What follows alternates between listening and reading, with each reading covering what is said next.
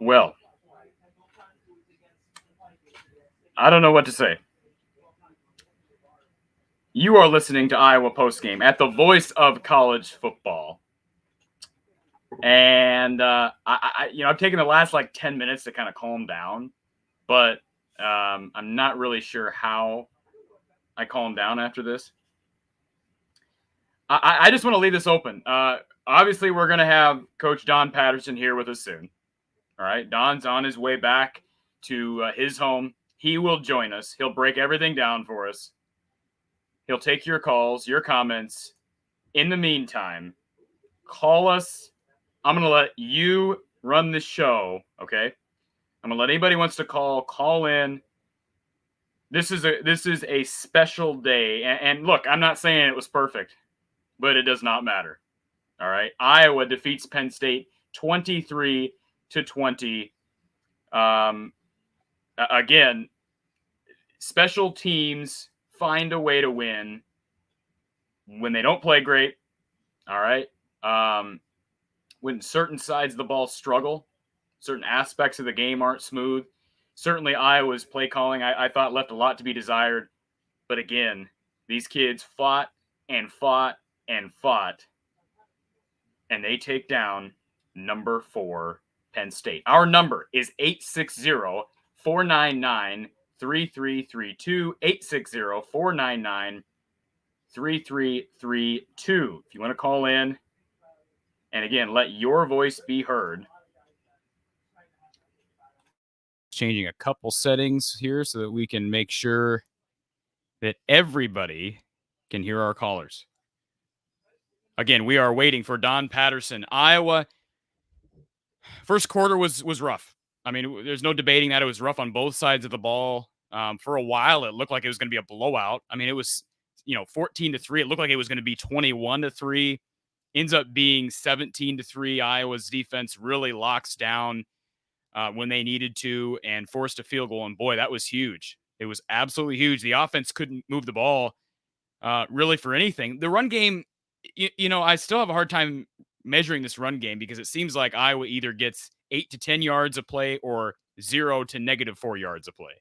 It seems like there's not much in between. But they stuck to the script. They did not panic. There were times, again, where I was frustrated with play calling. I'm sure a lot of you as fans were frustrated with play calling. Look, listen, I'm not going to take a lot of these comments. I knew this was going to be the narrative. It's going to be the narrative all week. Iowa won the game. We see, and I'm fine with excuses because we're going to get excuses. We've had excuses every single game. Iowa won the game, Larry. I don't know what to say. I know you're a big Penn State guy. I respect Penn State. Was Clifford getting knocked out of the game was huge. There's no question about it. And nobody's debating that. I'm not going to debate that in here. But it does not matter. You play with who you have and give Iowa credit. Although they weren't trying to hurt Clifford, it was a big hit that caused the injury. It was a big hit. And it's a credit to Iowa's defense for getting in the backfield, making the hit. And I never got the final word if it was ribs, what it was that knocked him out of the game. But give Iowa credit because they didn't. I mean, let's be honest. Even after Clifford went out of the game, they struggled to get traction. But eventually, Iowa's run game got going enough to where I believed at the time it was going to open up an opportunity to shot. Now, again, we didn't know if Iowa would execute it. We saw Iowa hit on some deep throws against Colorado State and against Maryland. But again, this was a different defense in Penn State and a beautiful route by Nico Reganey. Headed towards the center of the field, sharp cut left, and there was no one behind him. And a huge play down the field, and Iowa pulls it out in the end. But again, yeah, Clifford being out was huge, but you cannot, if you're an Iowa fan or a Penn State fan, this game was a special game. Obviously, it's more special for your Iowa fan. All right. Call us, 860-499-3332. I know people are looking forward to hearing from Coach Patterson. We'll get to him. And I've got a lot to ask Don myself on both sides of the ball. But certainly, it's going to be a fun show this evening. The answer to this question, Jakob22, is yes. The answer to the question is yes. He was on staff in 1985. And of course, you saw they had a shot of that 1985 win, Rob Houtland with the game-winning kick. And Don remembers that game fondly. And so, yes, we'll get his perspective. And I was sort of indifferent about Iowa fans running onto the field. At first, I was kind of like, act like you've been there before. But man, this was such a big game. You can't really fault these students from going on the field. I mean, it was the game of the year in the Big Ten, and certainly the game of the day in the college football. All right, we've got a couple calls. The calls are starting to fill up our caller line. Thank you for calling Iowa Postgame at the voice of college football. Who do we have on the line? Hey, is this Cory? Yes, sir. You got the right line. So it's Larry. You posted up my comment. So I'm going to congratulate you guys first. You guys deserve the win. You guys won it. I am just a big believer that game is completely different when Clifford in a game. There's nothing you can do. I agree. Injuries happen. So congrats to you guys, and I want to say good luck on the rest of your season. Appreciate that. But like I said, it's heartbreaking that happened, and I knew that the game was going to be over from that point on. That your defense is too good. They game planned the game around Clifford, and I think all season Penn State fans understood if Clifford's out, the season's over for us. So hold on a second, though, Larry. I mean, I don't want to be disingenuous towards, was it Roberson, your backup? I mean, the kid was, I believe, a 4-star kid. They were talking on the broadcast today about how he was the number 9, dual threat guy in his class. So he's no scrub. I mean, you guys bring in a top level recruiting class scrub, every year. But Clifford was just light years better. Yeah. You know, the kid didn't really throw the ball even when we were up on our teams that we blew out this year. So they just chose to throw. He has a touchdown pass, but outside of that, he hasn't really thrown that many passes. So, and to ask him to throw against what I consider, like I told you, I respect your secondary. Riley Moss is awesome. Hankins, all of them. To ask him to throw against that is a tall order, you know? So, like I said, I'm going to credit Iowa the win, and I think you guys are good enough to win out. I don't think we're going to make it a Big Ten talk because I think Clifford has a clavicle, so he's probably going to be out the OSU game, and I believe Ohio State is clicking, so you guys are going to play them. So good luck to you guys, because unless Nebraska does something against Michigan, I don't think you guys are going to lose a game. You guys are that good, and you guys can run the ball. So I think you guys are easily going to have a cakewalk to it. So, well, Larry, I do have a question for you as it relates to Iowa in this game. And I agree, Clifford being knocked out of this game was huge. And to be completely honest, Clifford was moving the ball well against this defense. And here's the deal. After that first touchdown drive, I think a lot of fans, and I saw it on social media, a lot of fans were kind of taking a deep breath saying, look, we've seen Phil Parker's defenses struggle on the opening drive, and they kind of get their feet under them. And that didn't happen today. I mean, it took a couple touchdown drives, and then, of course, Clifford gets knocked out. But I believe I'd have to look back at the play-by-play, but I believe Iowa held Penn State to the field goal to make it 17-3 before Clifford was knocked out. Is that correct? Yeah. So that was a huge play, and Clifford was in the game at that point. I thought that was the play that kept Iowa's hopes alive because, boy, you go down 21-3 with or without Clifford, that's a tall order for an Iowa offense that really isn't that explosive. Yeah, I just believe, like I said, Clifford would be able to move the ball a little bit different, and the coaches definitely played differently. You kind of do, because it's like Roberson is a true dual threat. Believe it or not, Clifford wasn't a true dual threat when they brought him. He became a runner because that's what the past couple of years the coaches have asked of him to do, because that was the offense. Roberson is a true dual threat, and he's not there yet as a passer. But I'm not going to take anything from Iowa. I think they deserved it. They played hard. It was an awesome atmosphere, absolutely awesome. Yeah. But and then like 6 false starts. That crowd was loud. Yes. They just couldn't get it together after that, you know. So like I just want to congratulate you on the win. I want to be the first person, because we've had conversations. You guys upset us before back in 2008. It's not an easy place to play. So, like I said, cherish this win, and I believe you guys will be in the championship game. And if you guys do play Ohio State, I hope you guys win, but it's going to be tough sledding from that game. You're absolutely It's going to be a dogfight. Yeah, your offense is definitely going to have to improve to beat them. Unless Ohio State's offense is still like that, I think you guys might be able to win it not comfortably, but you guys should be able. I think you guys can win it. But if their defense has improved, it's going to be tough sledding in that Big Ten I agree with you on that. Absolutely. Because I think Clifford's going to be out for the rest of the year. So I think we're donezo. So like I said, just wanted to congratulate you. I'm not here to hate or bash you guys. They won the game. Injuries happen. It's part of it. So congrats, man. Appreciate it, awesome Larry. Win for you guys. No, I appreciate the sportsmanlike manner. And no, don't count. I don't know that we have a final word on Clifford yet. So if he can make it back before that Ohio State game, I see that game being close just because of Penn State's defense. Yeah, I believe it too. And if Ohio State's offense didn't improve, it's definitely going to show when Clifford's back, because we definitely have the talent and the receivers to challenge their defense and make them pay. But like I said, if Roberson's in, he's going to have to grow up real fast, because we got those guys. We have a bye week, and then we have Maryland, and then we have Ohio State. Or no, Illinois. Yeah, it's a bye week next week, Illinois, then Ohio State. So he's got to grow up real fast. So like I said, congratulations on the big win. I'm not going to hold you up and let other people call. So like I said, man, good luck on the rest of the year, brother. All right. Take care, brother. We appreciate the call. All right. Bye. All right. Trudging along here as we await Don Patterson here at the Voice of College Football. Thank you for calling Iowa Postgame at the Voice of College Football. Who's on the line? My name is Samuel. I live in Colorado, and it was just a great dogfight out there. Iowa played amazing.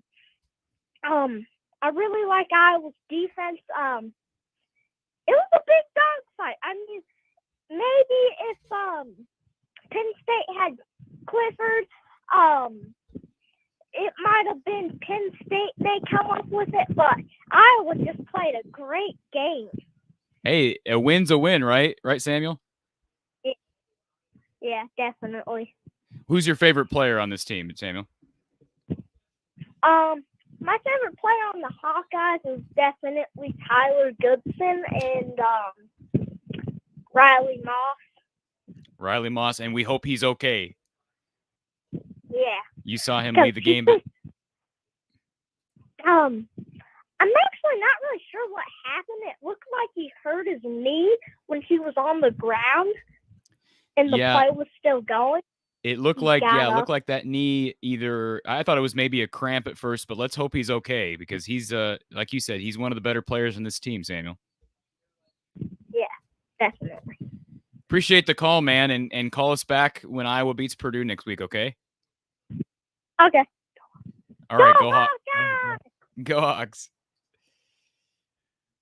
Always love those calls. Appreciate Samuel calling in. And we got another caller here. Thank you for calling Iowa Postgame at the Voice of College Football. Who do we have on the line? Oh, it's me, Roberto. Hey, Roberto. How are you? Doing great. And that was like the most toughest environment you're ever going to play in, right? Well, I'm biased, of course, but I don't believe you're a Hawkeye fan. Are you, Roberto? No, I'm an Ohio State fan, man. Playing at Kinnick Stadium does give you like those vibes that, it's not an easy place to play. And what a huge comeback, down 17-3, not quitting, taking it slow and getting that huge touchdown play to take the lead. And so the composure that it took for this defense, and again, I know Clifford was out the majority. Well, he was out the entire second half, but I don't think fans appreciate the fact that you could not really give up any more points. I mean, you're down 2 scores with an Iowa offense that's struggling. Iowa's defense basically had to play perfect. I know they gave up the field goal, but man, that was nearly a perfect performance from this defense in the second half. Your thoughts? Yeah, it was very stout defense. Although, I think I have to say, the quarterback. Yeah, it's obviously the different gaps in the quarterback play.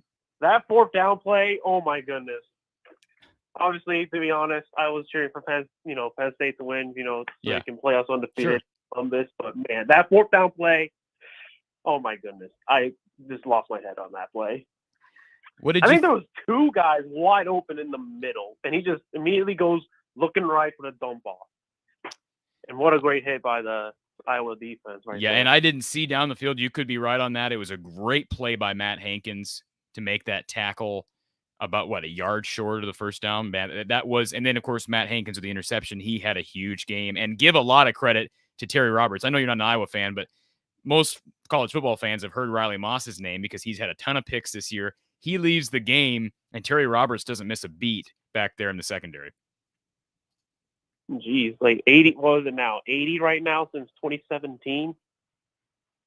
80 was 80 interceptions since. Oh yeah, it's something ridiculous. Leading college football. Yeah, no, you are absolutely right on that. The level of, and we heard this going into this game that Iowa wasn't gonna be able to continue it. Well, they got 4 more turnovers today, so I don't know how you argue with the results. They do it game after game after game. Not only that, too. Also, like the consecutive games of 24 points or under since 2018, since the Nebraska game in 2018. Yeah, that's just phenomenal defense. Absolutely, man. Phenomenal, consistent defense from coached by, I don't know, it was a coordinator. Well, we're gonna have we got a long ways to go, but it's going to be a handful if Iowa can get to that Ohio State game, and assuming Ohio State gets there. That offense. I'm just saying, in my opinion, you gotta get that offense going. Yeah. No, you're I right. think, like, the best game played was on Friday night, against Maryland. Obviously, it's easy to get the points with all those turnovers, but he delivered the big play today. And we see a comment here from. I got you on the phone. What were your thoughts? You were an unbiased watcher. I know you're rooting for Penn State, but Ross Kim says he likes how PSU players faked injuries like 4 times after big Iowa plays. Did you notice that, and did you feel there was some suspicious activity there? I can't. Yeah, it's hard to tell from the TV, but I guess that last one probably. But people saying it's a lot of from the key. Well, I guess from social media, it's saying it's coming from the key defenders, which right. I don't know, coming from the key defensive players of Penn State, not some random. Yeah, but I will say this: the last guy, number 17, whatever, Backety or something like that, he came back, I believe. So I'm not saying you got to be knocked out of the game when you go down, but yeah. Well, I say that last one. Yeah, I'll say just that last one was definitely suspicious of faking an injury. Okay, and this looks like a bitter fan. I don't know. Imagine beating an underdog team with a second-string quarterback at home and you storm the field. It's the biggest game of the year by the numbers in college football, so I don't want to hear that. I said the same thing at first, but when you really step back and think about it, why would you not storm the field? To me, there's no arguing that. You can't get upset about that. I mean, it's a major win, and especially when you're coming in as the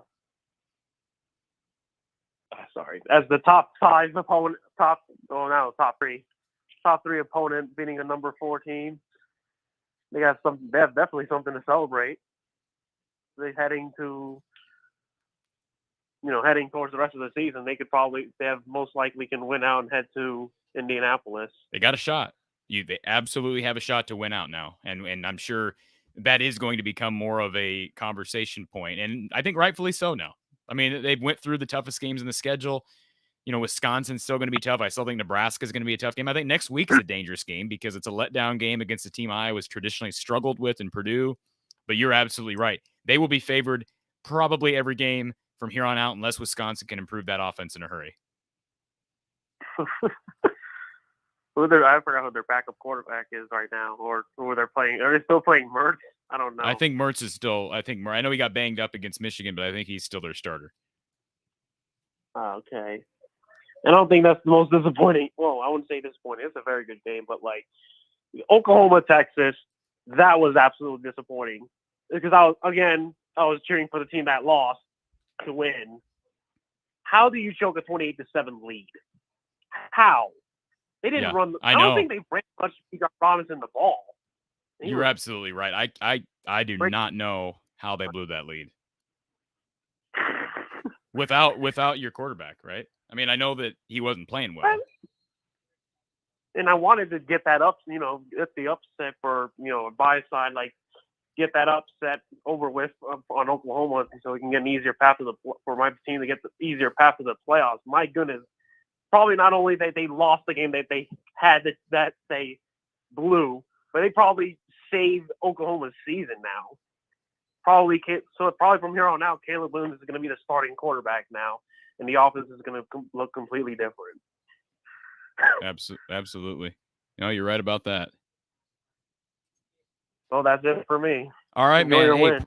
Appreciate the call, and maybe we'll see you in Indy. Mm-hmm. All right. As we prep for our next call,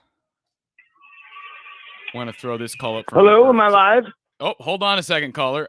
Hold on just a second, caller. No problem. Wanted to throw this comment up before we take our next call. Cory, you are a disingenuous person. I'm disappointed in Mark for having you on his channel. What a positive comment from Modine. All right. Let's go to our next caller. Sorry for the delay, caller. Thank you for calling Iowa Postgame with the voice of college football. Who's on the line? This is Marty, first-time caller. Just started listening to your show. Glad I could have a few words. Great Appreciate win. it, man. Thanks for calling. Yeah, no problem. I'm just thinking about what the Gazette said about like how a win like this might put us in a new tier. I'm thinking about the recruits that were coming. They said also that like wrestling recruits were there. So I'm decided we could pull off something and show like, I think this is like a big future win for us too. So I know we struggled and stuff like that, but yeah, and the number of recruits at this game were incredible. Obviously, Proctor from Southeast Polk. You have Nwampka from Southeast Polk. The Casper kid. I mean, they had and tons more. I think there was 20 Xavier. Yeah, Xavier was there. So you would have to think that environment and of course the crowd storming and we had a caller earlier say, I mean, the level of noise in that game, I mean, that stadium, this game was ridiculous, and we expected that. And for Iowa to come back and win this game, especially for a guy like Xavier, because here's a guy from an Iowa kid who's got offers from Ohio State. I mean, he's got offers from number one safety in the country. Yeah. So, but again, to see this in person, to see what this defense did in person, I mean, I don't know how that hurts you. It to me, there's nothing but positives as far as the recruiting class. Exactly. Obviously, Iowa's offense is what it is. It just shows you like if we get the right weapons, we can take that defense.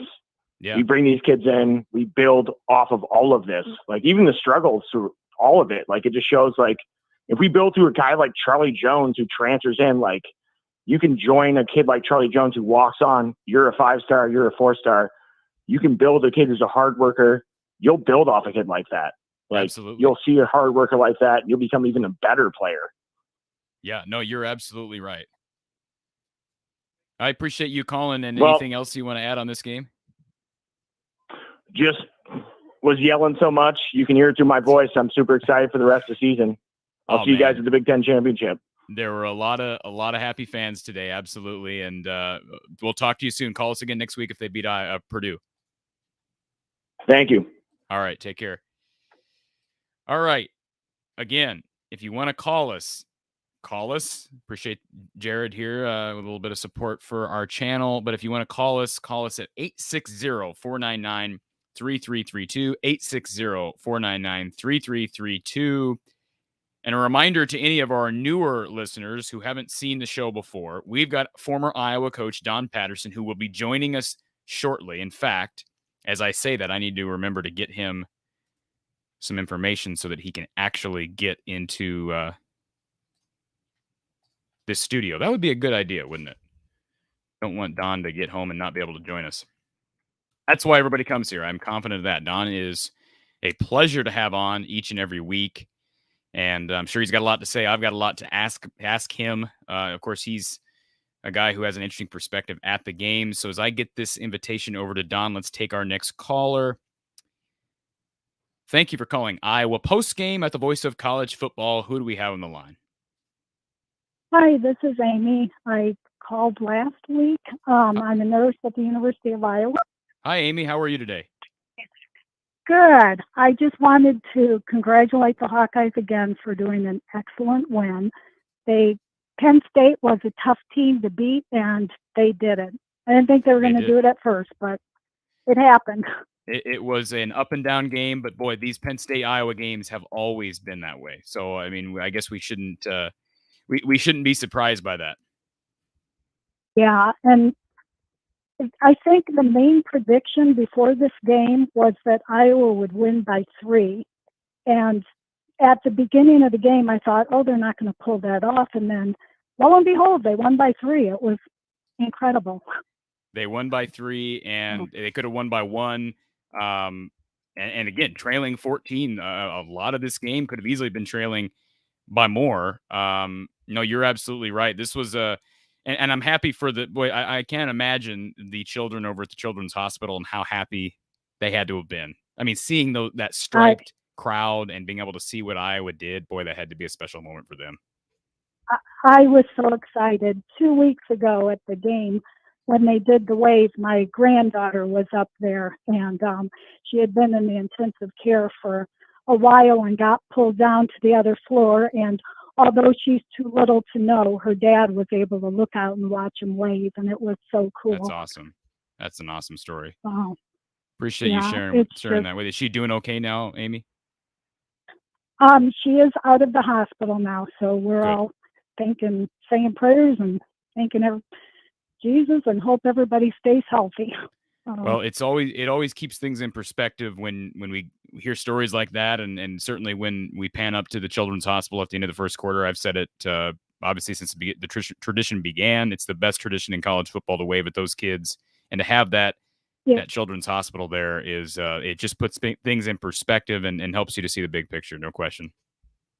Yeah, even the children that are too young to understand, it gives their family something to get their mind off of what's going on and stuff. You got it. You're absolutely incredible. Right. Oh, but anyway, I just wanted to say go Hawkeyes, and I was excited to watch that game. Appreciate the call, Amy, and we have begun to enjoy your phone calls. So call us again next week if you can. All right, you have a good day. All right, thanks, Amy. Go Hawks and take care. Bye. All righty. Always appreciate hearing from Amy, and as we thanked her last week, I guess I don't want to miss that opportunity. Thank you, Amy, for the work you've done, the work you're doing at the hospital as a nurse. All right, taking our next caller here. Thank you for calling Iowa Postgame at the voice of college football. Who do we have on the line? I guess it's me. Hey, is this Cory? Hey, Cory. Yes, it is. Hey, Cory. First and foremost, I'm a Iowa Hawkeye fan, so I just live in Iowa. Okay. And I just found out this couple of weeks about your show. So you're doing a good job on your show. Appreciate that, man. Very good. You have a very precise details, analytics of the team, of the players. So that's why I really enjoy. So I subscribe to the channel. Thank you, sir. I'm glad they won. I'm a big fan of Hawkeyes. In the past years, I watched them when they went to the Big Ten championship against Michigan State. Yeah. And they lost that game within like less than a minute, and it just took my heart out. So I don't expect a lot anymore, but I'm very happy for Cliff Wentz and the state of Iowa and the kids and the players.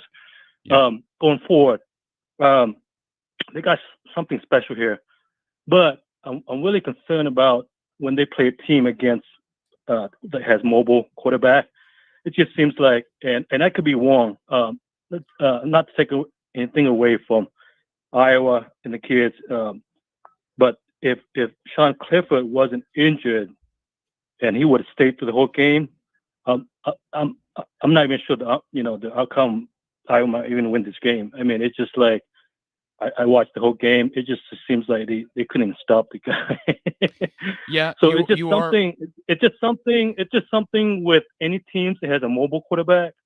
Iowa just seems to have a problem with them. I think there's something. Even if the defense of Iowa is good, I just don't know if they play a team like that, maybe in the playoffs, like Alabama's or Georgia's or something like that. Yeah, so I don't know. Maybe might use it off or something. I don't know. I think there's something to be said for that, sir. I will say this, in Iowa's defense, we went into this year thinking that Michael Penix was a really good dual threat quarterback. They locked him down. Brock Purdy is traditionally known at Iowa State as being a dual threat quarterback. Obviously, he struggled mightily. And we saw Centeo for Colorado State get his for a while, but then Iowa locked him down in the second half. And I get it's Colorado State. And then we saw Iowa contain Leah Tagovailoa last week, Maryland. So I get it. I get where you're coming from, and they did struggle at times with Roberson in this game, if that's how you pronounce his last name. Clifford did get his, and Clifford has improved a lot since they played them last year. But let's remember this, and I saw a comment here from Hair Trigger 83. Iowa has given up most of its points in the first quarter all year, and then the defense has buckled down. So who really knows how it would have gone in the end with Clifford? I want to make this a comment of our first half hour because this is spot on. We don't know if Clifford would have been able to continue to move the ball like he was had he stayed in the game, because Iowa has traditionally had some issues early in games. Phil Parker seems to rally his guys, make some adjustments, and then they figure things out. But I agree with you. Even with Roberson at times in that second half, they had problems containing him. But he's a nifty guy, and there's a reason why he was so highly recruited. He couldn't throw the ball against this defense, but he did get his on the ground. So I agree with you, but I'm looking at the schedule. Mertz is not really dual threat. Aiden O'Connell next week is not dual threat. Adrian Martinez is the best dual threat guy left in the schedule for Nebraska. Northwestern's quarterback from Clemson is not dual threat. So yeah, that's a valid concern. It comes more into play, obviously, in the Big Ten title game if they get there, or even the playoff. I agree with you, but I'm not. There's long ways to get there. I mean, long ways to go until you get there. And I still have faith in Phil Parker to figure things out. And again, we don't know what would have happened had Clifford stayed in the game today. Okay, and you probably right about this. So let me add to this. Like, Penn State has obviously. I didn't know how good the defense was until they play Iowa today. Iowa. What I'm saying is that the kind of defense, if Iowa played that kind of team with the kind of defense and a whole mobile quarterback, even average like Sean or even above, I think Iowa might have a problem. I don't know. I'm just saying. And like I said, I'm not trying to be down on Iowa. No, I get where you're coming from. I really do. But I mean, what I'm saying is, like if like Nebraska, or maybe looking in the future, like as a mobile quarterback, I'm not saying Iowa's not going to have any problem. I mean, they could be undefeated all the way. What I'm saying, if they have defense like Penn State and they have a mobile quarterback like Sean Clifford or better than Sean Clifford, I'm worried. That's all. Yeah. Like I say. I can hear your concern, and I think it's a valid one. And I do want to bring that up with Coach Patterson here in a little bit when he jumps on. Okay. All right. That's all I want to say. But anyway, good game. I'm glad Iowa won, and you keep up the good job. Appreciate that, man. Thanks for calling. We'll talk to you next week, hopefully. Bye-bye.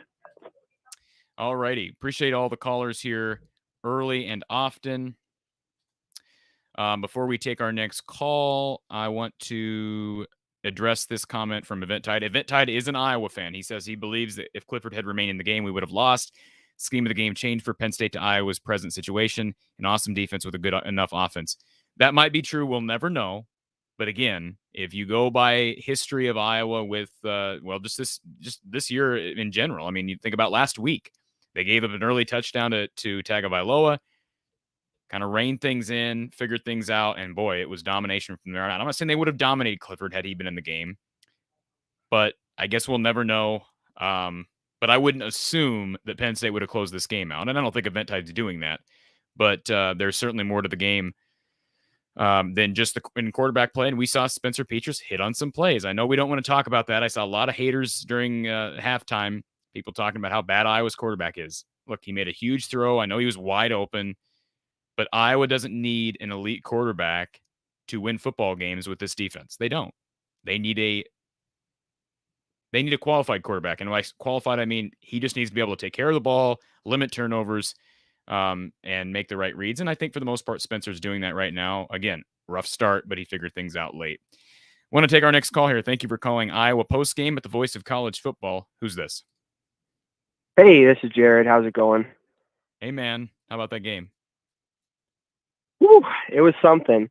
Hey, I got a lot of different things, I might want to say regarding some things that have already been said. We'll see where it goes. But first of all, for those of you that are wanting to talk about Spencer for this game, Spencer Petras played a very good game. And I know you want to talk about this with Don, but Brian Ferentz did not have a good game. Spencer Petras did. I think that's the difference with the offensive struggles. Do you agree?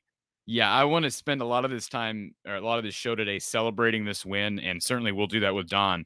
But I also want to spend at least a portion of the tail end of our show today talking about play calling because I thought it was a very rough day for Brian. I just did.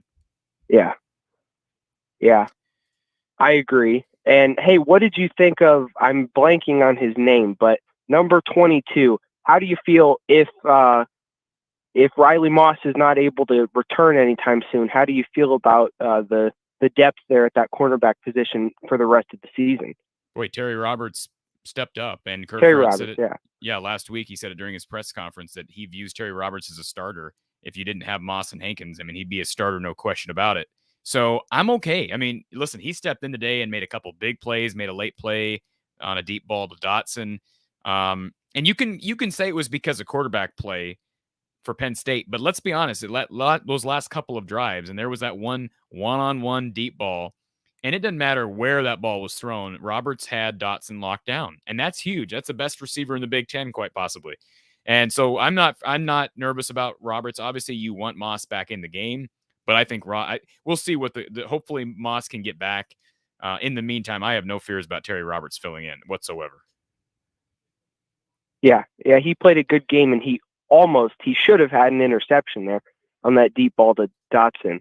Yeah, that went right through his hands. He turns around a split second earlier. He's got an interception there. You're absolutely right. Yep.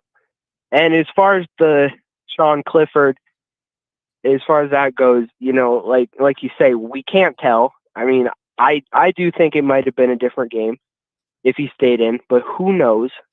Yeah, but one of the main things he was doing that was hurting Iowa was running the ball, and that threat was still there for the whole game, and they still were able to make some stops on quarterback runs late in the game when it really mattered. So I think, yes, that was a huge disadvantage for Penn State having their second-string quarterback come in this game with that crowd noise, but also it happened in the second quarter. He had halftime. They had halftime to make some adjustments offensively. He was the guy.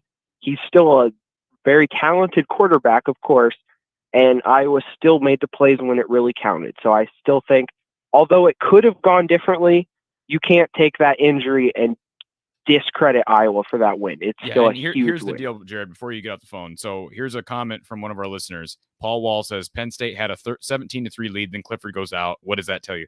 That doesn't tell me anything, actually. Because, again, last week, you have Tagovailoa, who is leading Iowa 7-3, right? Say he goes down on the very next play and they get blown out. Are we going to be sitting here saying, or maybe even Iowa, maybe they didn't blow them out. Maybe they ended up winning a close game instead of the 51-14 knocker of a game that they had.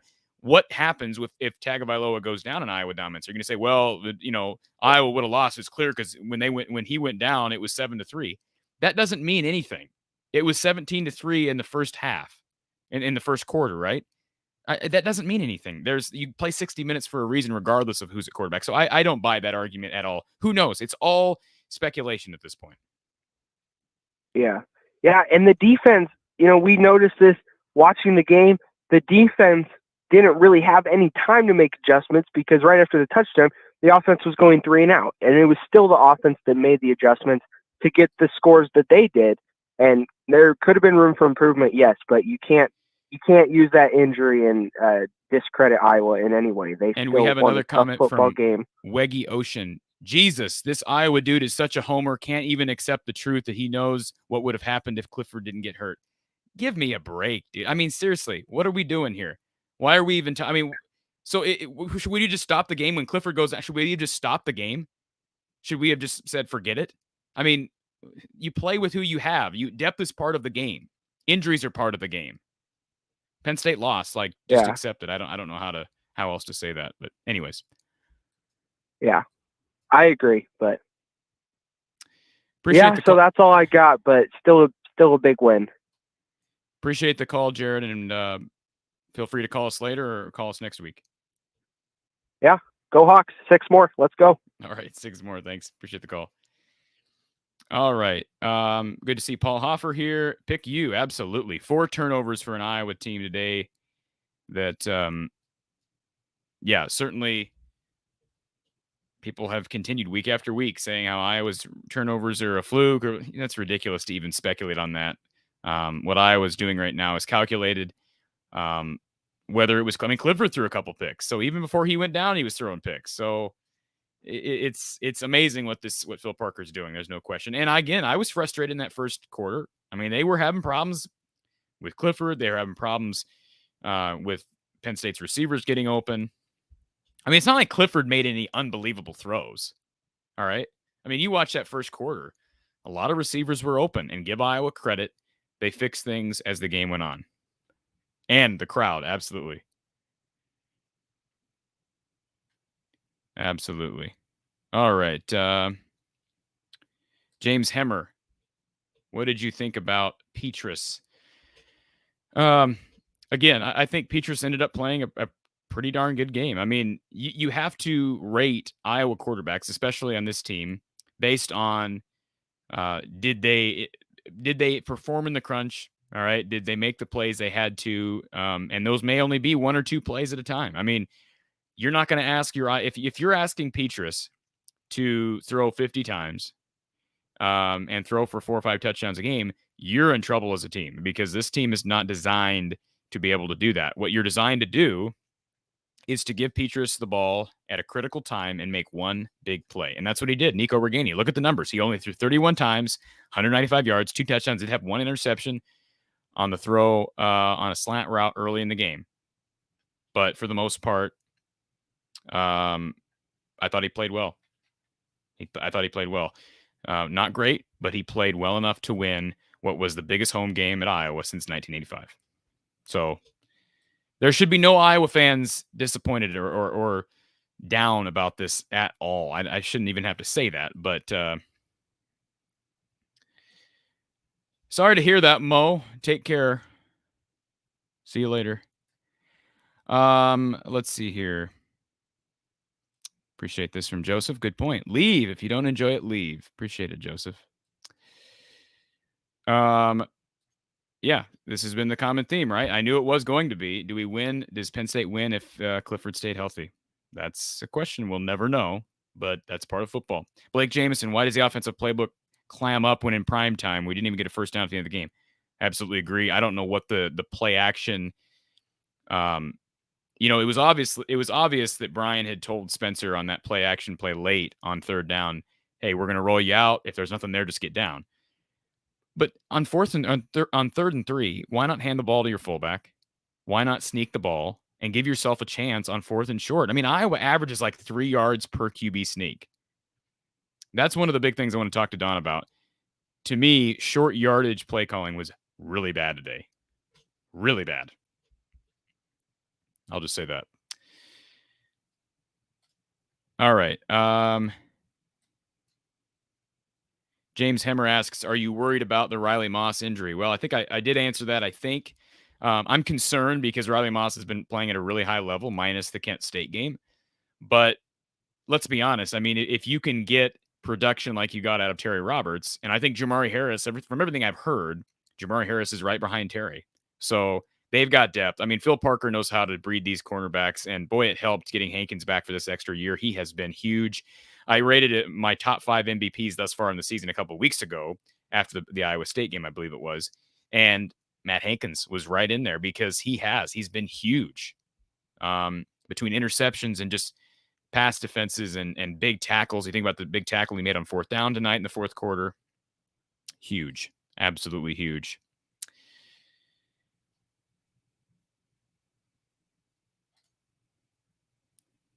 Just I can't even address these comments. I'm going to start skipping over some of these comments here because I don't know what I'm supposed to say. Again, injuries are part of the game. I don't know what else to say other than that. I hate playing the woulda, coulda, shoulda crap because Iowa fans do it too. Iowa fans have done it too. So let's move on from that narrative. All right. Again, if you want to call in before Don Patterson gets on, Don will be joining us here soon, but call us first, 860-499-3332, 860-499-3332. Appreciate this from Cheryl. Hair Trigger says, Iowa struggled getting up most of its points in the first quarter. Clawing back from 17-3 to win is still something against Penn State's defense. Yeah, I was starting to doubt it. I was starting to doubt whether Iowa would have just the plays. I mean, do they have enough plays for Petrus to make to be able, because you had to have at least one explosive play, and they got a couple. The Keegan Johnson catch and run, man, that was huge. And of course, it ended up in a field goal. And then the Nico Reganey touchdown. And boy, wasn't it huge that Reganey got to the end zone, because we saw Iowa stall out a couple times in the red zone tonight. Another problem for Iowa. Red zone offense is an issue. Hey, I got to appreciate this comment. Big shout out to Roger. Love your show, Cory. It seems like you're getting a lot of hate. I mean, we got 146 people right now between our two channels that we're simulcasting to. But it seems like we're getting a lot of hate. So I appreciate that, Roger. And we appreciate you being here, listening to our show. And certainly Don feels the same way. Don really enjoys this. And I think everybody who listens enjoys listening to Don. So they may not enjoy listening to me, but they enjoy listening to Don. A good comment here from John DeLon. Appreciate again the support.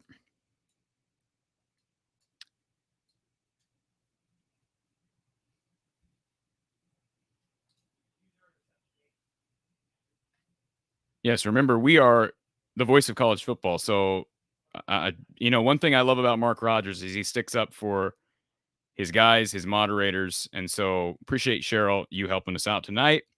Because, again, I get it. There's bitter fans. There are bitter fans. You're upset about Penn State losing. I get it. There is a Penn State postgame. So if you're interested in going over to the Penn State postgame show, you're welcome to do that. That's on the Penn State channel and on the Big Ten channel. But we appreciate our loyal fans who are on here tonight. James Scott, a lot of these predictions were close. I mean, I heard tons of these predictions in the 20s, maybe high 20s, even high teens. But it was basically, as far as the numbers, it played out the way people kind of expected in a way. Dang, Penn State's defense got caught off guard on that last Iowa touchdown. Seemed to. Yeah, absolutely. I don't know exactly what happened. Obviously saw the replay, but we'll definitely watch that again this week before our show next week. And I'm sure Don will have some insight because, of course, he was at the game.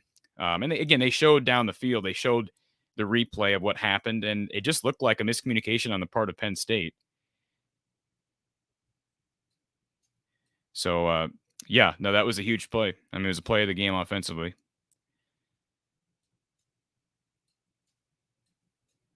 All right.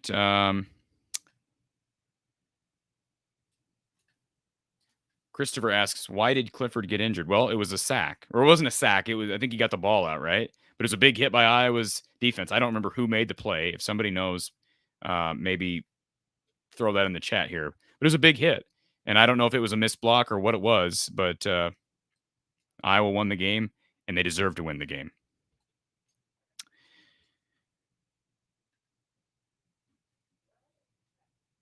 Good point here from Adam. And certainly I'm not downplaying this. Iowa could have problems against anyone. Absolutely. Purdue's a scary game. I'm sure we can talk about that game with Don here in a little bit, but Purdue is a scary game. And yes, Iowa could certainly have problems with anybody, but a win's a win. And a win against the top 5 team is always a good win. Mary. Blue blood, Penn State's starting quarterback goes out. They still have to find a way to win. Blue blood Oklahoma rallies today with their backup. Give Iowa credit for executing a 60-minute plan.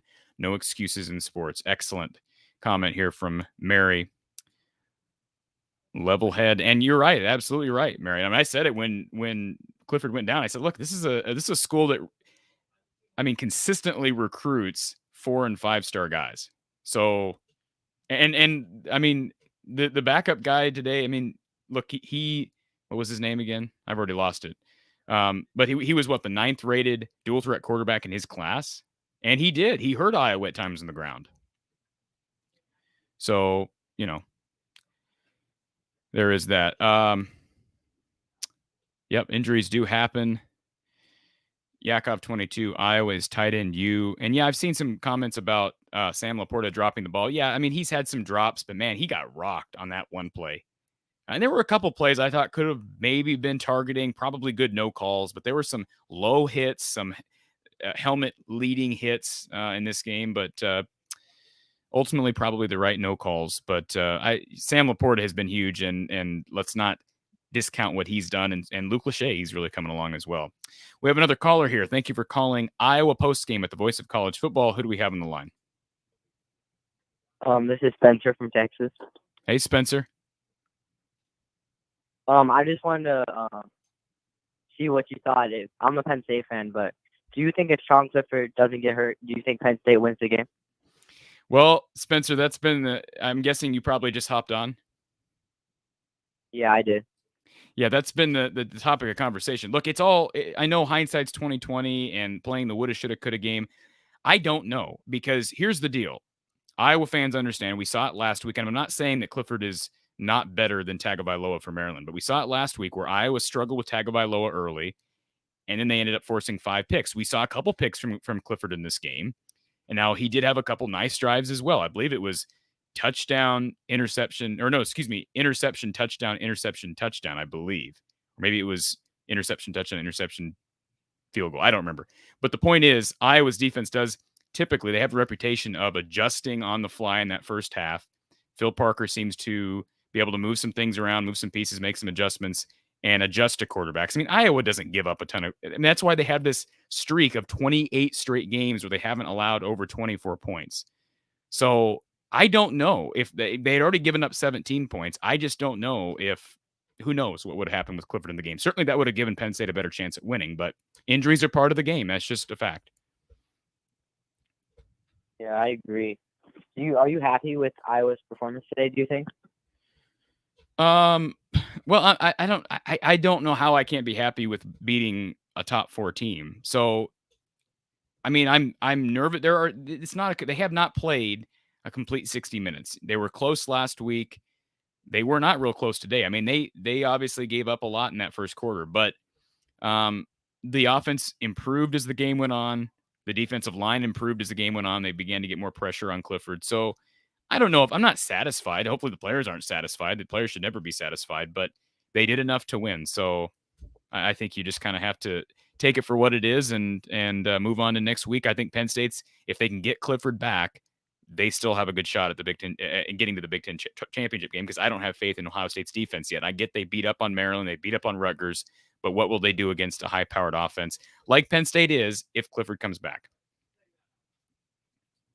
Okay, thank you. I hope you enjoy the rest of your day. Appreciate that, man. Thanks for the call. Have a good day. Enjoy getting some calls from non-Iowa fans on the show this evening. Robertson, how do you pronounce that last name? 4-star quarterback. Not like he doesn't have talent. Yeah.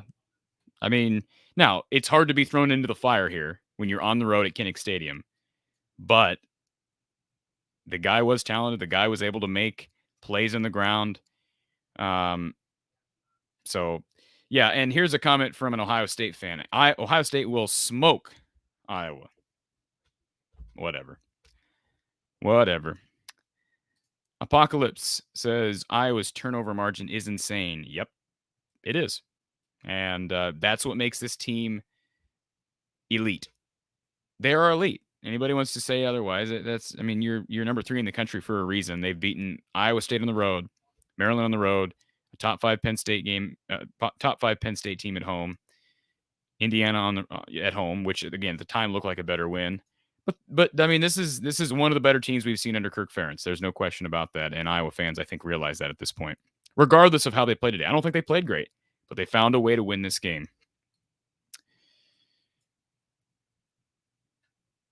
Comment here: Iowa would have had no problem winning the game even if Clifford had stayed in the game whole time, because Iowa always been second half team. They struggle at beginning, always come back stronger.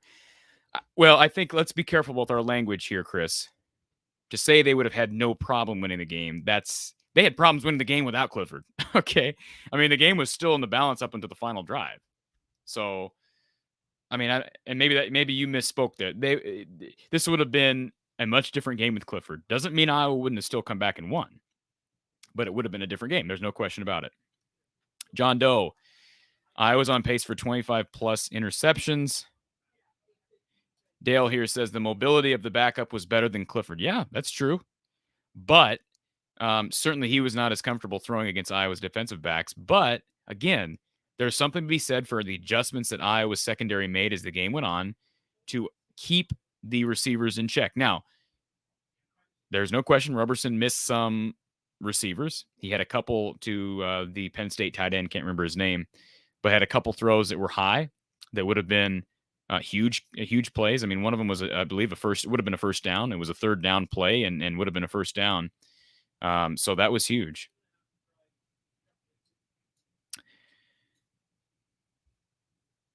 Mary says, we won't miss a beat with Roberts replacing Moss. I think that's fair. I mean, we'll see. I mean, it doesn't take much. Being a cornerback, you have a very slim margin for error. One bad play, and boy, especially in a low-scoring affair. That's what I was afraid of today. I thought at some point they were going to hit Dotson deep, and they never really did. Gary says, never bet against Phil Parker in the second half. Absolutely. That's an absolute star comment. No question about it.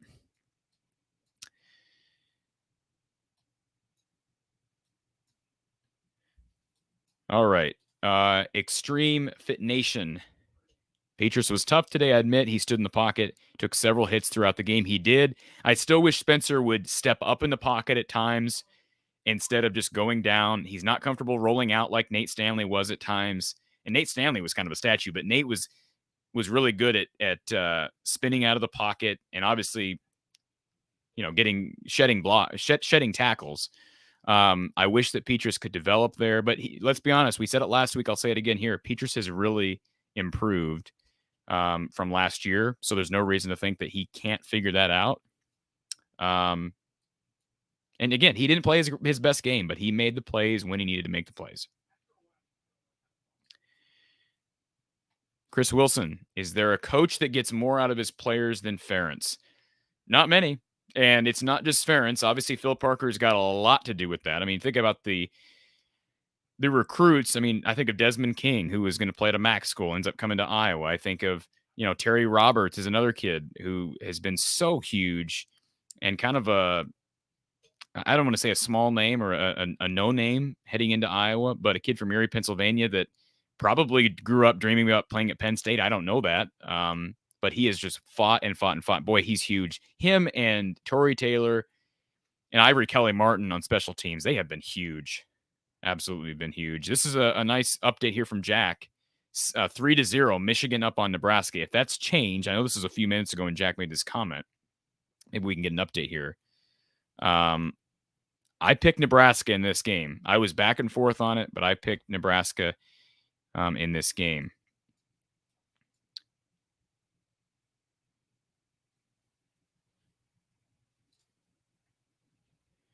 Braden asks, how do you feel about I believe you meant beginning of the game to the end? Well, I might need some explanation there on that question. Back and forth, it looked like it was going to be higher scoring for Penn State, but Iowa's defense adjusted. Yeah, Clifford being out, we've talked about it ad nauseum. That affected things, but Iowa does tend to be a really lockdown second half defense. So you got to give Iowa the benefit of the doubt. Scott, you were pretty close, 23-21.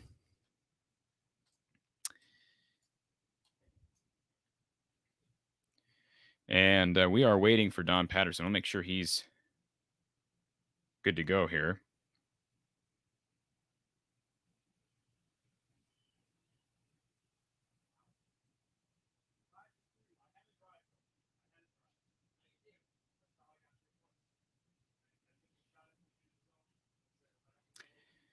Don should be here shortly. Have not heard from him, but again, typically takes him about 45 minutes to get home from the games. Of course, I'm sure it was insane today. So, yeah, and as far as this comment from Wade, I'm okay with people. I'm perfectly fine with people saying Iowa's overrated. We heard it in 2009. We heard it in every single year Iowa wins a bunch of games in a row. We hear this. I mean, remember 2009? They kept playing close games. Almost lost to Arkansas State. Almost lost to UNI. Almost lost to Indiana. Stanzi throws 5 picks. They went out and won the Orange Bowl. And they did so. Of course, Stanzi was back by then, but, he went down, and had he not gone down, who knows what would have happened. So in 2015, of course, the Colin Cowhead crap. Wade Bressler, Iowa might be number 2. Well, I don't think so because what are this? I guess I missed the Georgia score, but they're not hopping Georgia and Alabama, and nor should they. LC, how about them Hawkeyes? Absolutely. Absolutely. John, don't understand the hate. Well, we sometimes live in a hateful world, John. I don't get it either. But look, I get it. And I do appreciate you saying I'm a tolerable. I find you quite tolerable for an Iowa fan. I appreciate that compliment. And again, I have no problem taking non-Iowa fans' calls here. And I don't mind addressing the Clifford question. It's a valid question, but it is speculation. There's only so much we can say about it, right? There's only so many times we can say, well, we don't know. There's only so many times we can say that.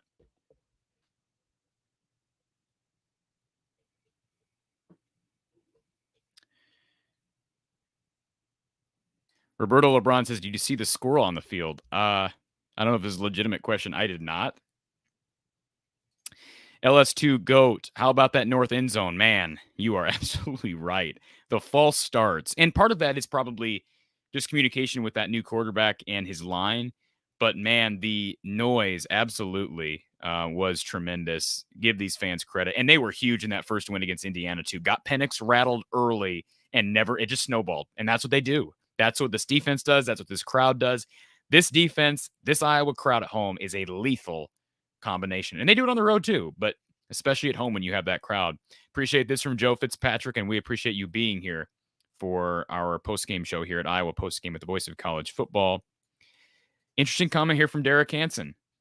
I don't know if he's referring to the woulda, coulda, shoulda stuff from the Penn State fans. If Brian Ferentz calls a better game, we win by 14. That's absolutely right. Man, I want to address this with Don, but the 4th and 3 calls out of the shotgun, I mean, I'm no play caller, but good Lord, run with the fullback, or excuse me, 3rd and 3. They were 3rd and 3s. Run with the fullback, sneak the ball. I mean, they're averaging like 3.5 per sneak. Like, if you don't get it in the first and you get 2 yards and it's 4th and 1, sneak again. I don't understand a fade to Tyrone Tracy in double coverage on 3rd and 3. I don't get it at all. And I'm okay with talking about that. I would like to discuss that with Don first, but you're absolutely right on that. Heard this narrative too. Penn State cheating with fake injuries. Don't know. I don't want to assume that, but there was some interesting timing. There was some interesting timing for the injuries. And we've seen that from several fans in our chat this evening. Rob says, special props to the key special teams plays tonight. Multiple times Penn State was pinned inside their own 10, multiple times. Great field goal kicking in difficult field conditions. Absolutely. And man, Caleb Shudak has been the man, hasn't he? He has been tremendous. Boy, that think about that, how big that field goal was from 50 yards, 48 yards. Huge. He has been absolutely rock solid.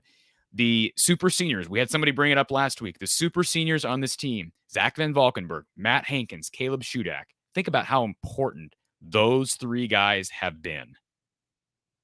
Been huge. And everybody wanted to talk about, myself included, how Iowa didn't have the number of guys opting to return for an extra year like Iowa State did, for instance. Iowa State had tons of guys like Mike Rose, Charlie Kolar, who opted to come back for an extra year. Iowa didn't. They lost Jack Heflin. They lost Coy Cronk. They lost Austin Schulte, guys who I thought could have benefited from coming back and who I believe would have played. But the guys who came back have been winners, and they have been a huge part of this streak, this winning streak. We've got another call. Thank you for calling Iowa Postgame at the Voice of College Football. Who's this? Hi, this is Michael Katinas. How are you doing? Hey, Michael. How are you tonight? Good. Talking about the Penn State game and the final several minutes of the game. I think Franklin has this thing about him, and he has always got to go for 4th and 1, 4th and 2. With 4 minutes left in that game, if I'm correct, he decides to go for 4th and 2 instead of pinning Iowa back and right behind the 20-yard line. Yep. With a punt. And here it goes. This is the same deal with Auburn. Very first quarter, Penn State receives the ball. Penn State gets to the Iowa 48. Penn State goes for 4th and 1. He hasn't seen their offense. He hasn't seen anything. And right away, with the whiteout at Penn State, he could have pinned them all the way back in by the end zone. Luckily, they won that game, but that 3 points in the first quarter was very, very critical for Auburn and nearly won that game. I don't understand his strategy. Okay, here's the deal, and I'm assuming you're a Penn State fan, correct? Oh, I am, yes. Okay, so here's the deal. I don't know if you've listened to any of my content over From the Hawkeye of the Storm, but I produced a video yesterday, and this is not going to make you feel any better. I guess I'm kind of tooting my own horn here. But I produced a video. It is what it is. Yeah, I produced a video yesterday on my channel, and I'm going to see if I can paste it in our chat. I don't know if I can paste a link, but the title of the video was Why Iowa Will Beat Penn State. Now, I didn't know this. I felt confident that I would win this game. Of course, it didn't go the way I thought it would, but here's one of the main things that I thought were key. And I want to give a shout out to Josh Pate of 247. I don't know if you ever listened to the Late Kick with Josh Pate, but Josh brought up something very interesting heading into this game, and that is for Penn State to win this game, they needed to be willing to punt on 4th and short, to run the ball on 3rd and forever, and to make the conservative calls that would not play right into the hands of Iowa's defense. And I thought for the most part, Franklin did that today until that 4th quarter. And I said yesterday during my short broadcast that I believed that Franklin, and this is just me from the outside, sir. I don't know how big. Oh, no, absolutely. I love the dialogue. But I said I did not believe, from what I know about James Franklin, I did not believe that James Franklin had the modesty, the humility, whatever you want to call it, to make that call on 4th and 1, say, no, we're going to punt, we're going to win the field position battle. And I believe that was the difference tonight, besides the Clifford injury. Ultimately, I believe Kirk Ferentz beat Franklin at Ferentz's own game, and that is to play conservative, to play the field position battle. And what do you know? Iowa's 2 scores in the 4th quarter were because of great field position, because of punting, and because of defense. And you're absolutely right on that. That 4th down was kind of the epitome of that. I thought, boy, maybe you think about punting here, they go for it and they don't get it. And I don't want to say I told you so, but that did not surprise me that Franklin made that decision. It doesn't surprise me either. I just think he had an opportunity to tie the game. He's got a good field goal kicker, one that really performs. He's got a great defense, and he's got a great offense. Yes. And I hate to say it, I hope that this injury to Clifford isn't as major as we may think it is. He may have broken a rib. Who knows? I don't know what he did. Yeah, and I haven't heard anything. Do you have any insight on that? I don't have any insight on it. And there was very little as far as details. Obviously, Penn State did not want to give Fox any information during the game. But obviously, he's not coming back when he's in street clothes. But it looked like he was holding his midsection, like maybe a rib. But I'm sure it wasn't, anything like a punctured lung, or he wouldn't have been on the sideline. So I would guess it's probably something like a rib injury for it to knock him out of the game and not give any opportunity to come back. But I don't know how serious that is. Is he able to get back? Obviously, that hit was right where his ribs. I mean, obviously that you could see it being a rib injury. I just don't know. Yeah, that was you're absolutely right. He was holding his back when he was going through the tunnel, and you could see he was in obvious pain, and he was in more obvious pain as he saw they couldn't produce anything in the second half. Yeah. It just remains to be seen what it is, and I do believe, and I don't know. I ask your opinion on this. Yeah. If Clifford is out for a while, where Penn State's probably going to move out of the top 4. I wouldn't think they would have moved out of the top 4 after this. I thought they played a hell of a game. They may, who knows what they're going to do, but with Clifford out, I guarantee you they won't be in the top 4. They'll probably be about 6 or 7 with Clifford out. Well, it should. I understand what you're saying, and the AP voters and the media that vote for these polls should not take into account whether Clifford is playing, because it should be based off of resume. Just like Mark Rogers says, he's absolutely right on this. It should not be based on projecting what these pollers think teams are going to do based on injuries and whatnot. Right now, Penn State deserves to be a top 10 team, but again, you lost today on the road. How much do you penalize a team that lost on the road and lost their quarterback? You have to weigh that. But I'm saying their quarterback, exactly. Yeah, moving forward. Exactly. I agree with you there. I absolutely agree with you there. I couldn't agree with you more. I think there's a good chance right now. An outstanding quarterback. there's a good chance right now. I believe that Penn State will probably end up being like 7. I think Oklahoma, Ohio State, and Cincinnati will probably all jump them. I'm not saying they should jump them, but just based off of the reputation of the coaches poll and the AP poll, and Oklahoma with the big comeback today and the Red River rivalry, I believe they'll probably be 7. Again, it's still early. I don't know how much it matters, but you're right. They need Clifford back. There's no question, in a big way. Yeah, and let's look at. Do you have a minute to talk about Taekwon? Sure. Go ahead. Yep, we don't have anybody else in the caller lines right now. I have no background on Taekwon. I have to be honest with you. I know very little. I know nothing. Let me put it blank. I know nothing about him. What is his resume? Who are you talking about? Taekwon, backup quarterback.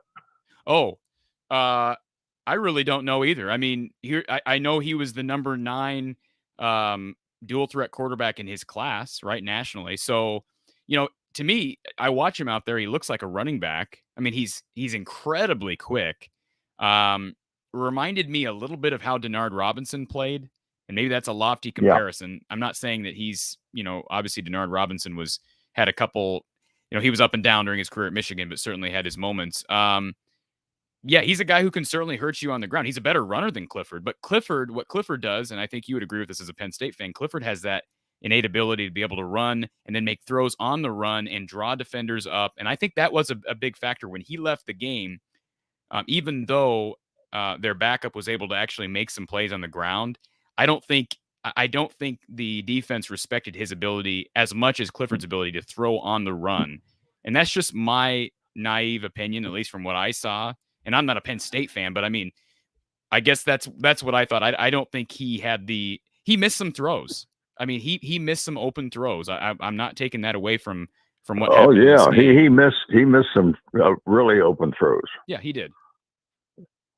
And it looks like to me, and just watching him being an armchair quarterback, it just looks to me that he has no big arm, any arm strength that's required at his position. Well, yeah. I mean, he literally overthrows. I understand he overthrows. He can throw downfield, but he really lacks some accuracy. And he had issues today that were just incredible. And I know he was trying to win that game. There's no question in my mind that his heart was in there to win that game. But also, I feel that he was very, very ill prepared to go into that game. Well, it just seemed to me that he was lost. And of course, being a second string quarterback and not getting any reps, and he's been on the team for 2 years already. It doesn't seem to me that he's going to be the outstanding quarterback that Penn State needs in the future. Well, you might be but right. I don't want to lay it on him. He came in at a terrible time. Yes. And it remains to be seen. Maybe he'll get a week's worth of reps, and it'll be a whole different story next week. But yeah, I mean, let's wish the best. Let's wish the best for Clifford because he's playing good football right now. Nobody wants to see Penn State play without Clifford because I think that's, I think they can compete with Ohio State in that division. Again, Ohio State hasn't played the strongest of competition these last 2 weeks, and I think they would struggle against that Penn State defense. But again, you need a quarterback to be able to put up points. And right now, this was great experience. I mean, you talk about how he's thrown into the fire in this game. I mean, he comes out of this game with a ton of big game experience. Again, it comes in a loss, but I don't know as far as arm strength. You mentioned his ability to get the ball downfield.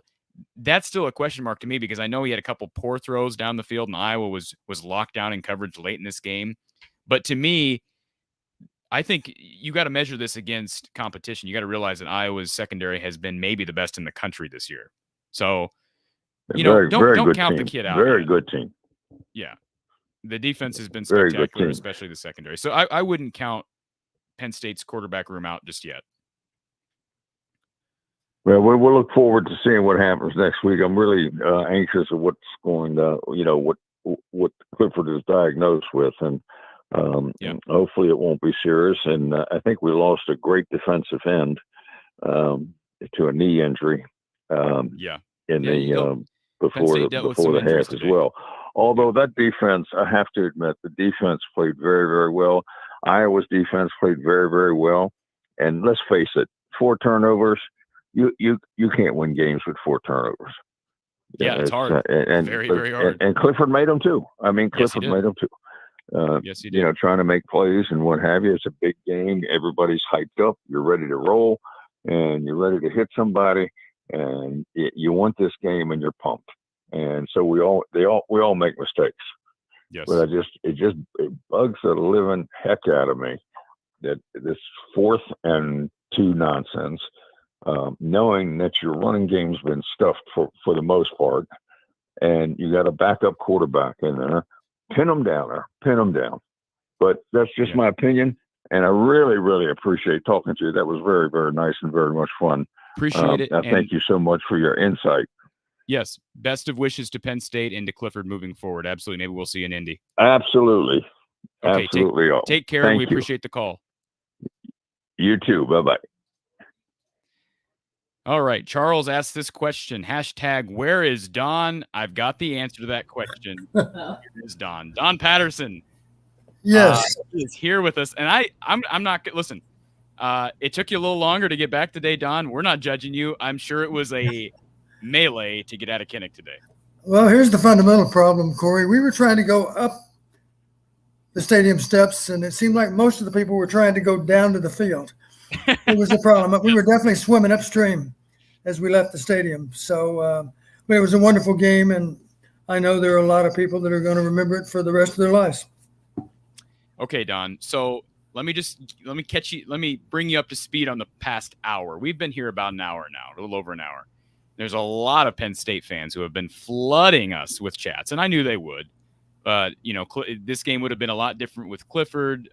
They would have destroyed Iowa with Clifford. I'm not buying that. Again, that's a lot of woulda, coulda, shoulda. We see Phil Parker teams, their defenses start slow at times, and they started really slow against Sean Clifford today. We don't know what would have happened, but how big was that injury for Penn State? I think it was very significant. I know I personally felt a lot better about our chances with number 2 taking snaps. Clifford impressed me in the first half. He made, I think he only ran the ball 3 times, but it was all significant when he did.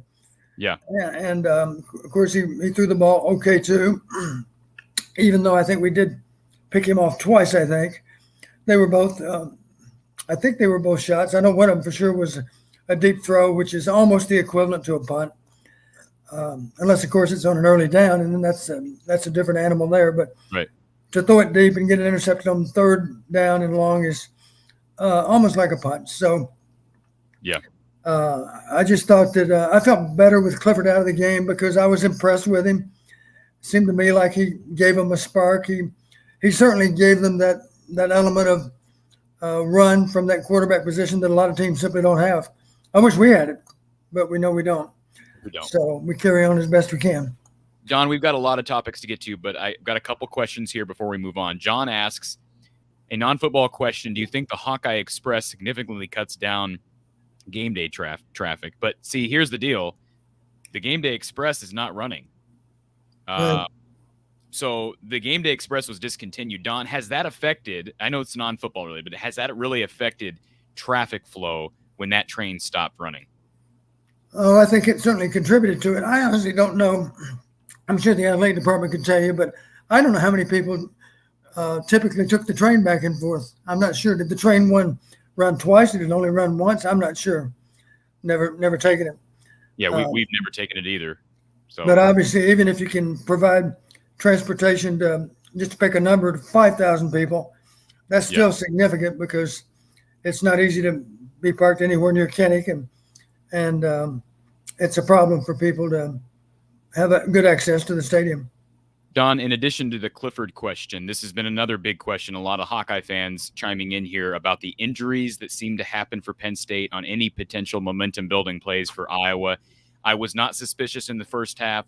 Somebody texted me just after halftime and said, isn't this weird that every time Iowa has a big play or a series of big plays, a Penn State guy goes down? It happened again in the second half. I don't want to act with suspicion towards something like this, but what were your thoughts on the consistent injuries at big times? I will admit, I'm going to go back and look at the copy of the game, of course, not tonight, but tomorrow. It did seem like all the injuries, almost all, I can remember one injury involving a Penn State offensive player. I'm talking about a game stoppage. Number 13 caught a pass near the goal line, and there was a timeout for his injury. And I don't recall a timeout even when Clifford was injured. I'm not sure when Clifford was even injured exactly. I don't either. But I don't believe there's a timeout then either. So the thing that made me wonder, almost every last one of those injury timeouts involved Penn State's defense. So logically, you do wonder, is that a coincidence or is it just luck of the draw that so many injuries occurred on the defensive side of the ball for Penn State? It made you wonder. I'll say that. It definitely made you wonder. Here's a comment from a Penn State fan. You can tell from the logo, Iowa fans booing injured players was shameful. I don't think they were booing the injured. Now, I do have a problem. I went on a rant a couple of weeks ago about the booing. Again, I was frustrated. Second quarter, Don, the Iowa fans booing. Do you get tired of this? It seems to be worse this year than any other year as far as whether it's play calling, whether it's Petrus, whatever. There's too much booing for a team that's undefeated right now and has won 12 straight games. Yeah, I think people nowadays, if they buy a ticket and go to the trouble of showing up for the game, they have a sense of entitlement. Yep. I think they feel that they have a right to express themselves, and they're not very hesitant to do it, I guess you could say. There's that herd mentality. There's so many people in the stadium. If you choose to boo, then nobody's going to be able to identify you as a booer, because there's too many people to count. Maybe that's one reason why. I don't know. But I do think we should give the players the benefit of the doubt. There's nothing wrong with wondering about the possibility that some injuries were not very serious at all. I do know that any number of those players that were injured did come back to play. I know number 91 for sure did, and there was another one that did too. I can't recall. I believe 17 did. If I got the number right, 17 on defense. Yeah. Back. Not long. And I can understand. I don't know what the injury was, but it did make you wonder. In their defense, it was a pretty warm night or afternoon and early evening, and it's possible maybe one or more were simply leg cramps. I don't know. I didn't see them the way you stretch someone with leg cramps. I didn't necessarily see that, but you did see guys get up and walk off after the injury timeout. So it does make you wonder. I'll say that. Ryan Brock, I like this comment. Faking injuries is more shameful than booing fake injuries. Again, we don't know, but I would agree with that. Max says, go Hawkeyes, great win. Happy day in a gloomy weather in Seattle. So appreciate the support from Washington. I know, again, this comment's come up a lot. Do we think that Clifford, this is all hindsight and it's all woulda, coulda, shoulda. We have no idea. We heard this earlier. You were at the game, Don. The fourth and, well, I don't know that it was 4th and 1. It was 4th and, I believe, 3, and Iowa ended up making it. I believe they stopped him a yard short on that 4th down. Was that the Hankins tackle, maybe? Yes. Was there an open receiver or two down the field? We heard that from a couple different Penn State fans. Not that I saw. Now, I'll admit, it's not easy to see what everyone on the field is doing at one time, but I don't recall. The ball came out pretty quick, into the flat, and we had to react immediately to stop it, and it was a good hard tackle. There wasn't any yardage after contact. That's what saved the day. Really happy for Matt Hankins. Matt Hankins, as you know, Cory, didn't have to come back and play this year. He could have declared for the draft, and I don't know what would have happened, but he would have certainly gotten a chance to make a team if he would have come out a year last summer or last April, May, whenever the draft was. But he chose to come back. I think that really says a lot about him. I don't know exactly what his motives were. I met Hankins when he was a high schooler down in Texas, and maybe 1 year later, he was an underclassman at the time. I think 1 year later we signed him, and I was impressed with him coming out of high school then. It doesn't surprise me at all that he's had a very nice career. I'm thankful he's still with us, and he's certainly an above-average cornerback in any league. Chris Town sums it up well, I think. Clifford's injury came from Iowa's defense. It was a good, clean hit, and it was not intentional. Iowa deserves the win. Praying for Clifford. Yeah, we don't want Clifford to be out for an extended period of time. It was a clean hit. We saw it last week with Dante Demas, Don. When your defense is in position, sometimes that happens, and it is, you could say it's a freak accident, but at the same time, it is what it is. Iowa made a clean play on the quarterback there. Well, Clifford certainly earned my respect. I'd seen him enough to be impressed with him in other games this year already, but I was very impressed with his first half. I thought he had everything to do with their success on offense, and I was relieved. When number 2 first went in, I didn't have the depth chart in front of me, and I thought, is this maybe some kind of unusual substitution? You know, I didn't know for sure he's a quarterback. Yeah. Then I checked the depth chart on my phone and realized he was the backup. Incidentally, Cory, I did check after today's game included, he now has 28 pass attempts. He's 11 for 28 for the season. This is the 4th game he appeared in, but as I understand it, Penn State fans could talk about it. Basically nothing but mop-up duty, very few attempts. 21 of his 28 attempts were today. So it was kind of obvious when he went in the game, he would be very much in the same position as Padilla would be. He's hardly been on the field. And I don't care how many stars he had out of high school. That's a problem if he doesn't have a lot of snaps under his belt in Big Ten play. Don, again, great day. I do want to address something that bugged the living heck out of me during this game. And you can call me out if I'm wrong. We've seen it some in the chat, but this is my personal observation. I thought Brian Ferentz called a very poor game today. That was just my take. Are you still with us, Don? Yes, I am. Okay. What were your thoughts on Brian? Well, there were a few calls that I couldn't quite figure out. I will say this: they're at the end of the game. I would not have taken a knee. Agreed. On 2nd or 3rd down, and I wouldn't take a hit either. I would have simply ran the ball wide to the wide field, burned as much clock as I could, and then got on the ground before taking a hit. Now, maybe that would have only given us an additional 5 seconds, but 5 seconds on each of those plays would have taken 10 seconds off that clock. And instead of being at, I can't remember what the time was when they had their last shot. I think it was 46 maybe. Does that sound right? 42 or 46 seconds. Something like that, somewhere in there. Yeah, I think it would have been easy to shave off another 10 seconds. And you might say it doesn't matter, but you never know. It could matter. And the point is, let's burn as much time as we possibly can. And that would involve doing something other than taking a knee. Me personally, I would not have taken a knee. I would have run the ball to the wide field, and I wouldn't really care how many yards I lost, although I do realize we did punt on 4th down. But with our guy's punt, with our guy's leg, I would have been tempted to tell him, just hit it as deep in the end zone as you can. I don't even want number 5 to have a chance to fair catch it. I want the ball to be in the end zone at that point. He fair caught it, of course, inside the 10. That was nice that it worked out that way for us. And at least we had good hang time, good coverage, no chance to return. I was fearful, of course, that there might be a chance to return the ball even. I want to address this question. What am I drinking? This is not alcohol. This is not grape soda. This is just Dr. Pepper. So I just want to address that real quick. Don, as far as play calling, let me bring up a couple issues that I had. Again, I'm no play caller. 3rd and short, the play calling on 3rd and short to me was abysmal. I've got a couple plays specifically written down here. 3rd and 2 in Penn State territory late in the 2nd quarter. Iowa chooses not to call a timeout, so they let the clock run down. They go up out of the shotgun and throw an incompletion. Instead of, to me, now again, I know that was late in the first half, so the clock is a factor. I get that. But to me, I saw that trend throughout this game. 3rd and 3, 3rd and 2. Why can't we just get up behind center, sneak the dang ball?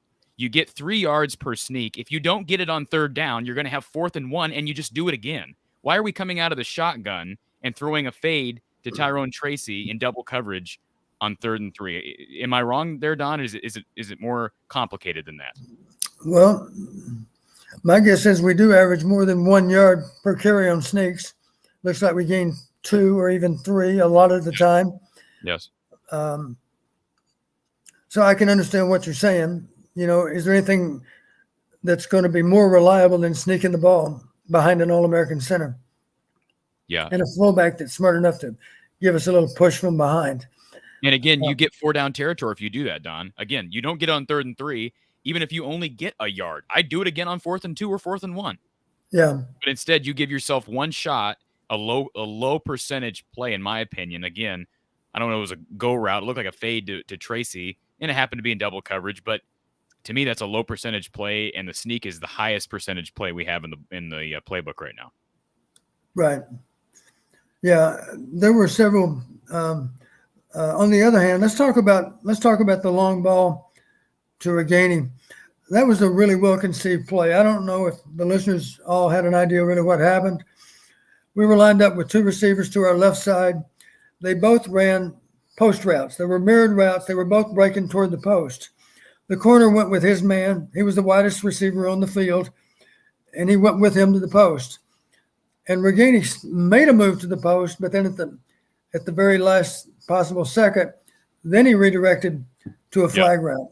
So it was a post flag, if you will, but it was very difficult for the corner to recognize.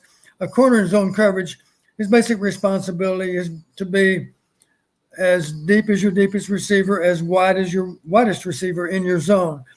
Well, clearly he didn't see Reganey breaking back outside because he was occupied with the outside receiver who was driving to a skinny post, and he was going with him, as would be logical. Really a well-conceived play because we didn't just hit that flag route immediately. Reganey started off with a post move and then broke outside, and it was well thrown. It was a nice, safe throw. Didn't bother me at all that Reganey had to wait for the ball for a little bit because our guy was wide open. It was a really well-conceived play, and we couldn't run it at a better time. It looked like the game was tilting in our favor. Of course, we had such good field position. Even then, I think we were already across the 50. I think, weren't we? I believe we're in their territory. On the first snap of that series, it was the first play of the series. Maybe one good aspect of that is maybe it gave us more time for the play action because the play did take some time to develop, of course. We fake left, we rolled right, but it wasn't naked. We weren't going to continue to press the edge. We actually rolled right and pulled up and through, basically behind our right tackle. So it's a pass protection that did require some time, and thankfully we had plenty of time to do it, maybe in part because it was a first down play.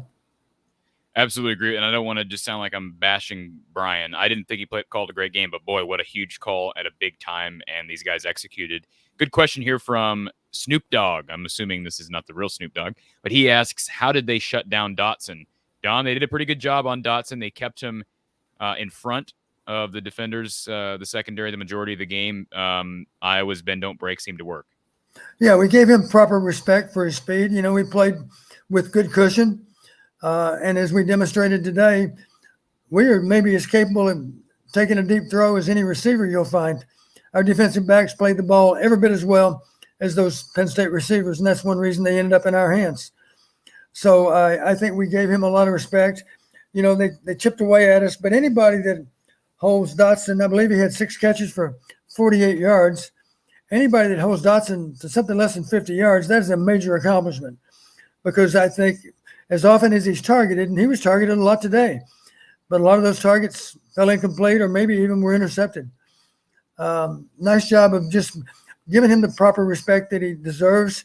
They did chip away at us with the little white screens, that did add up. They did produce first downs, but we never hardly let them get outside for any kind of additional yardage. They were typically 4, 5, and 6 yard plays. The only thing that bugged me about them is every time they completed them, it was on the short side of the field, and it seemed, and every time they got the yardage and they got out of bounds. Right. That was one of my concerns, frankly, is the game was winding down and we were still playing from behind. As you know, we have a pretty deliberate pace, and a lot of the time we jump the formation and then we motion someone as well, and we're burning quite a bit of time. And, of course, we were committed to run the ball at that stage of the game, and truthfully, we did run the ball with pretty good effectiveness, better effectiveness, I think, than maybe some people thought we would. And my only concern is we still got this at the time, I think it was a 7-point deficit. We still got this deficit to deal with. Meanwhile, this clock is running faster than what makes me comfortable. The clock was going fairly fast because we were eating up a lot of clock. So the only comment I would make if I was talking to the coaches is maybe be sure that, I'll say it this way, don't just use formation changes and motions just for the hell of it. Be sure you're for sure gaining something. Coach Ray used to refer to that as window dressing. and there's a purpose for it. It does confuse the other team a little bit. Their mind starts racing about what might be coming, and maybe it's coming just because of the motion, just because of the jump formation. Maybe it's strictly window dressing. You saw one time it was a good idea, really. One time we used, I think, movement and motion, and all we were going to do is run the sneak anyway. And that's actually a good idea, of course, because at that point they're not thinking sneak, because they're thinking, why would they run this motion just to sneak the football? It doesn't make sense that they would do that. Right. But there is a reason for doing it, of course, and that's maybe to put something else in the minds of the defense before we sneak another ball. And Don, I've seen some questions. Well, first of all, let's answer this question. Is Taylor the best punter we've had since Roby? We've talked about this in the past, but boy, he was great tonight. Do you believe that is it safe to say he is the best punter at Iowa since Reggie? Well, we had a guy named Nick Gallery a few years ago that was awfully good. I don't know what Nick's career average was, but it was impressive. But Cory, I think when you add in the fact that he's got those 9 irons inside the 10-yard line, or maybe pitching wedges inside the 10-yard line that do have a habit of just biting into that green. I think when you consider that, maybe he is the best punter since Reggie. And I give a lot of credit to the coverage guys. It all starts with 22 and 21. Those guys are really good at what they do.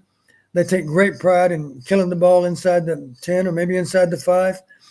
And my only fear going forward is that I think if we're punting from around midfield, I feel really good about it. The only thing that concerns me a little bit, if we're looking at a really, really long field, sometimes Cory doesn't have great hang time, and that concerns me. Now, that's okay if we're getting the ball off in 2.4 seconds. Sometimes he's taking his sweet time to punt the ball. That's fine as long as their goal wasn't on the snap to block the punt. We used to always talk about get off as 2.0. Anything above 2.0 was risky. Nowadays, I think people try to set up returns more often than block punts anyway.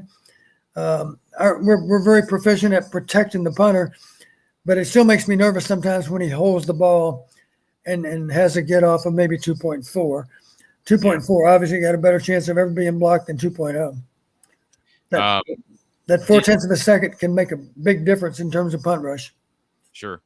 Did Iowa play a spy on Clifford or on their backup today, Don? Well, if they did, they certainly didn't do it enough. I don't know that we ever did. I know I mentioned to you yesterday sometime that one thought would be to be sure and spy on Clifford. And, of course, the other guy's a runner too. So it seemed like, and some of them were called Q draws for sure. Other times I think they simply pulled the ball down and ran. It was a pass, and yet they couldn't find anyone they liked, so they simply ran to daylight. Both of those were pretty effective for them. I don't know that we ever had an actual spy for the quarterback. It wasn't obvious if we did. I'll say that. I don't have any update on Riley, and again, I never get to listen to Kirk's presser live.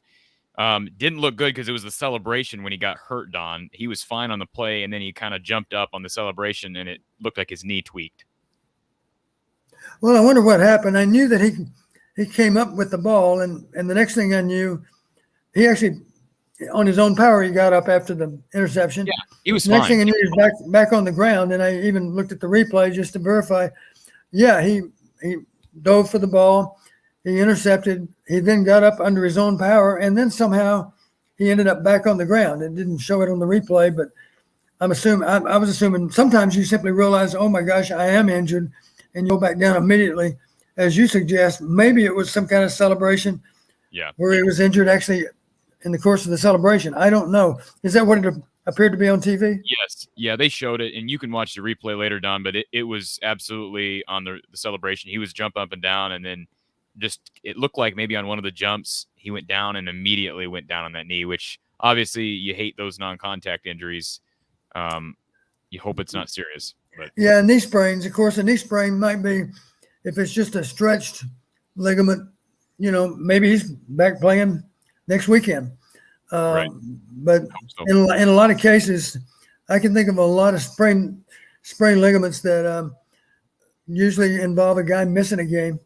So we'll see. It's difficult to know. Of course, only the doctor can know for sure, and that's only after a full medical examination. All right. Question here from Jakob 22. How do you compare the noise today, Don, to 1985 1 versus 2? Well, I'm probably not a good judge because I wasn't sitting out in the crowd in 1985. I said this to my You were on wife. the field, right? You were on the field. I was out in the press box. And, of course, wearing headsets, so you really don't have a full awareness of the noise level. I did say to my wife as we left the stadium, I said, I'm not sure that Kinnick Stadium has ever been louder than today. Awesome. And one reason, I think, hats off to the fans. The 12th man was there, and I shouldn't say 12th man. The 12th person was there because the women were doing their part too. And I think one reason they were so motivated to make so much noise, it was clearly affecting Penn State. They had all kinds of difficulties with false starts, and everyone was into the game. In so many cases, how many people there today? I'd be curious. How many people there today were also there for 1 versus 2 back in 1985? We had a lot of new souls sitting in those seats. I don't think a lot of those people were around. So my point is, it was the biggest football game that they had ever seen, maybe in Kinnick. Absolutely. Involving 3 and 4. That's rare, of course, when you have 2 top 5 teams even playing. It's a good point, Don. Patrick O'Connell, please stop calling the outside zone stretch the short side against a stacked box. Please, in all caps, Don. It is frustrating seeing a 10-yard run, a negative 4-yard run, an 8-yard run, a 0-yard run. It seemed to me, outside zone, of course, can be run out of a lot of different looks. It seemed to me one of the best plays we had in our running game was outside zone to a tight end formation, or maybe even a tight end and a wing. I think our problem more was when it was only to a guard and tackle side, to a short edge. And, of course, a lot of the time it was into the boundary. And typically your tight end in so many cases is to the wide field. Not always. Just depends on the formation. But, the one thing I felt pretty good about overall was outside zone to a tight end. I think if you go back and look at those plays, I think they were pretty effective. There are any number of snaps where I saw Goodson running around the edge of the defense and turning down the field and making yards, getting bumped out of bounds, but typically after a 4, 5, 6-yard game. Right. So I understand where the listener's coming from. There were some short side outside zones, mostly to a split end, I think, only a guard and tackle to that side. I think those were the bigger problem. I think when the tight end was there, I think we had better success. Mary throwing some support here for Brian. We won the game. That's absolutely true. And I apologize to our caller. We did have you on the line, but just call back. I hope we didn't think you reached the wrong line there, but give us a call back, 860-499-3332, 860-499-3332. Question here, is the coach happy with the passing game, Don? I sure wasn't in the first half, but boy, when they needed a couple big plays, they had a couple big plays, and certainly receivers making plays after the catch. Both Reganey and Keegan Johnson, boy, those plays were huge. Yeah, and Johnson's, of course, let's give Keegan a lot of credit. That play was not designed to be worth 42 yards. That was all about yardage after catch. Yeah. A nice move to free up against the first tackler, and then off he goes and down the field. And it was a wonderful play, again, for a freshman to be able to make that. The thing that comes to mind for me, still too inconsistent for my liking. Some of the completions, of course, are balls that should be 90% completions. There were others. Let's talk about the interception. That ball had too much pace on it again. I think it might have been a little bit behind the receiver. It was on him in a hurry. I think it was pretty high to begin with. It's another reason to try to keep those throws under the chin, is because if they get muffed, they simply go to the ground. So I believe the ball was high and a little bit behind, and it really was a little too much pace on the ball. It came in there pretty fast, and I believe that was Reganey, I think, wasn't it? Yeah. Who had the tip? Yeah. Yep, it was a tough chance. Coverage was pretty tight as well, as I recall. So unfortunate. Spencer had some good moments for sure. I'm proud of him on the long gainer to Reganey, because there's a receiver that's wide open. And believe me, sometimes those are the hardest ones to throw and catch, because you recognize, oh, my God, I cannot screw this up, because this is a big play waiting to happen. Nice, safe throw, no chance of an overthrow. And, of course, McGinney knew what to do with it. I am curious, though. The replay that I saw, honest to God, I don't know how we got credit for a touchdown on that. Because the way I saw it, I'm curious what the announcer said, Cory. It appeared to me the ball was in his outside arm. He hit the pylon with his right arm. Yeah. And somehow they thought that was a touchdown. I didn't understand. The friends I was watching, the guys I was watching the game with, Don, said the same thing after seeing it on Fox. But here's the deal. It was called a touchdown on the field. His left arm also touched the pylon. Now, did the ball cross it? Probably not. But there was no, they don't have a camera straight above the pylon. I think in the NFL they do, at least at some time I've seen that. But it's hard to, I think it's just hard to overturn that call. There wasn't evidence. The point I made is they were deliberating. I said, we're going to be okay either way because at the worst it's going to be first and goal. And thankfully we didn't have to snap it again and the play stood. But I was just curious what the announcer said about that very play. Appreciate the 240 people that we still have on here. And yes, you can call in response to this question. Cheryl has the number 860-499-3332. Ryan Brock, Petrus has happy feet. His biggest strength is his ability to sell play action. I think he does do a good job there. And certainly if the run game is clicking, you've got a better chance to be able to hit some of those big plays down the field. Greg Fuller here. Are you familiar with this quote here from Greg, Don?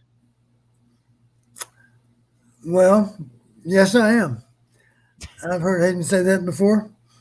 And sometimes it's true and maybe sometimes not quite so true. But football is a very physical game. And at the very least, of course, players are.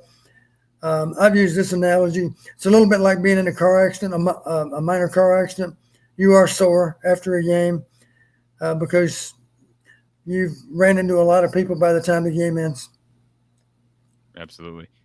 Matt Hankins had a huge game. The fourth down tackle, Don, was monstrous. The interception, which, technically, I guess Matt could have knocked that last interception down. It wouldn't have mattered, although they wouldn't have had a chance. I actually thought it was a good thing. He probably didn't think this deeply about it, Don, but had you not intercepted that, Iowa would have had first and goal, so they wouldn't have had an opportunity to get first downs. They would have had to have scored, which is probably not a bad problem to have, but in either way, it was a good game for Matt, and I thought Terry Roberts played well in relief. I mean, he looks like he's more than capable.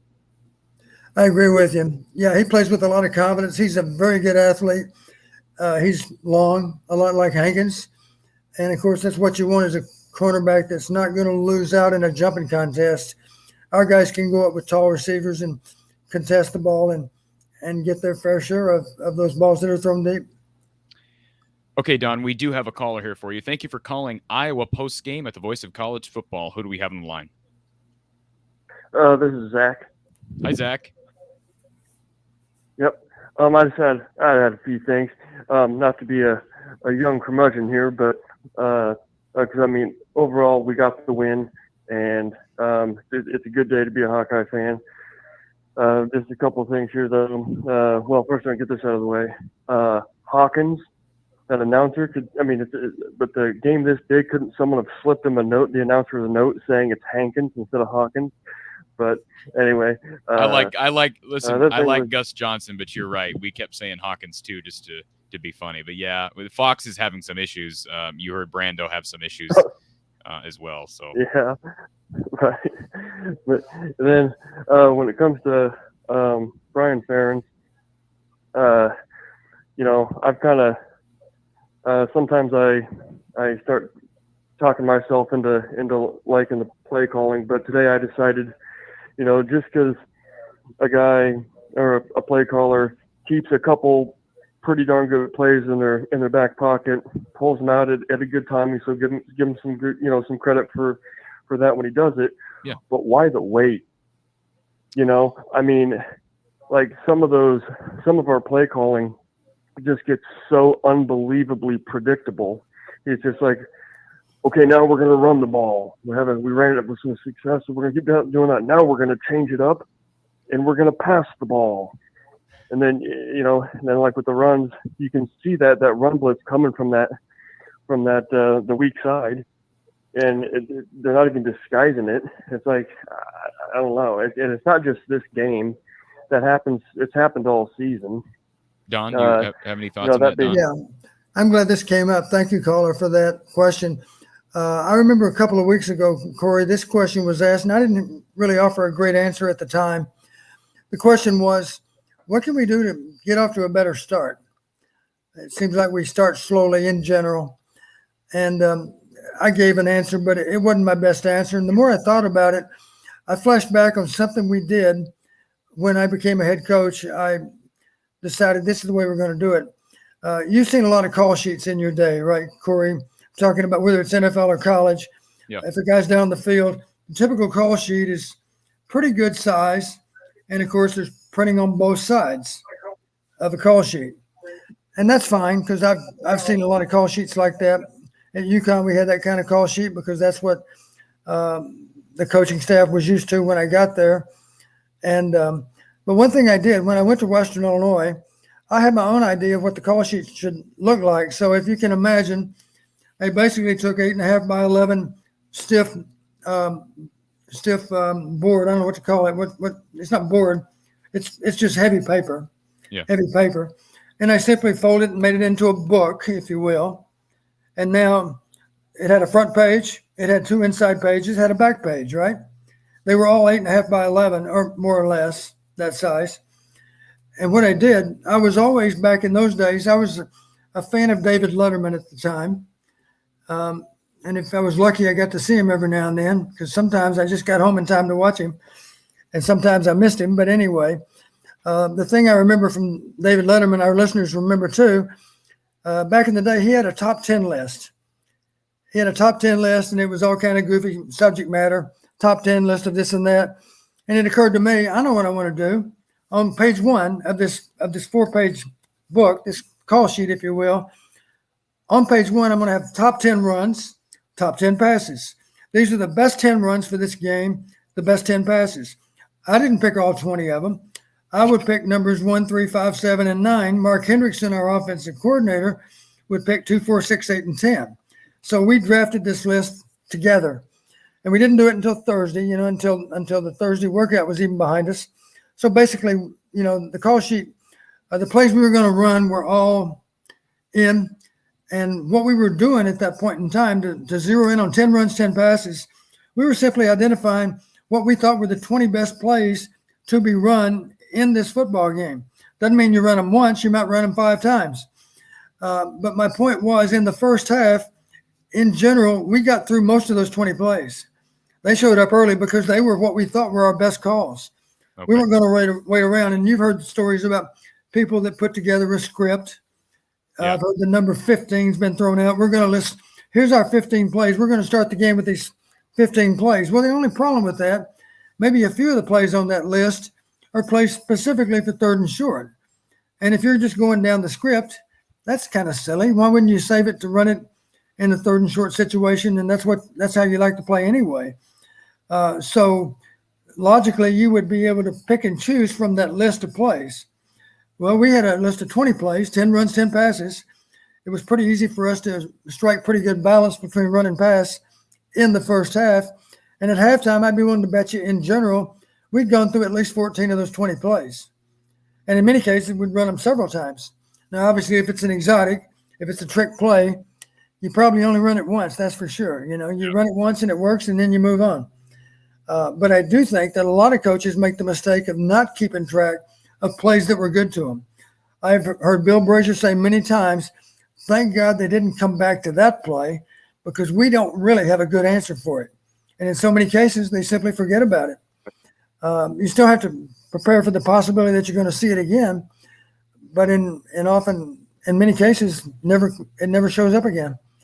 And so that's a mistake some offensive coaches make, is not keeping track of the plays that were effective, because as Coach Fry used to say, milk it till it's dry, right? That's that expression.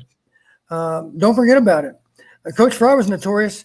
If it was really good, if it was a play to the right involving pro right, the very next snap might be pro left, and that same play flipped over and run to the left side. And I think some defenses did pick up on that. They knew Hayden Fry is notorious for running at the very next play, simply flipping the formation and flipping the play. Obviously, if they're not aware that might be a tendency, it's a good thing to do because they don't have time to communicate about how to solve that last play. And caller, just to add to that real quick, I think running the football effectively certainly is a prerequisite for Iowa to have success down the field. And Iowa started to run the ball a little bit better. I mean, Goodson ran the ball pretty well all game, but it's got to be the right time. I mean, that Reganey play that was hit at the right time. I give Brian credit for that. Did that answer your call, caller? Yeah, and we're saying that more or less.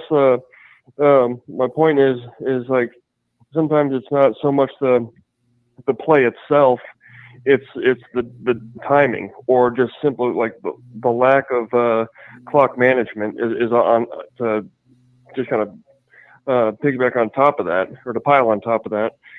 It's like, why are we waiting till they're at the end of the first half there? It was like, man, let's go. I mean, I understand that's not Iowa's forte, and I'm not saying it should be, but the situational awareness when, hey, let's try and score here before they get to halftime to figure this, to put a Band-Aid on this quarterback situation they have right now. Because I mean, if we did go 3 and out or whatever, we punt it back to them. Hey, I mean, they're more likely to turn it over or go backwards anyways. And so I thought I was just frustrated to see the play clock running down to like 5 seconds or less, when it's like, let's go, Yeah. And it's just kind of, when I say like the play calling, I guess I'm more like just situational awareness. I mean, I guess, I do realize that's why I watched it at home on TV, and he's on the field doing what he does, making a pretty good living doing it, and won the game.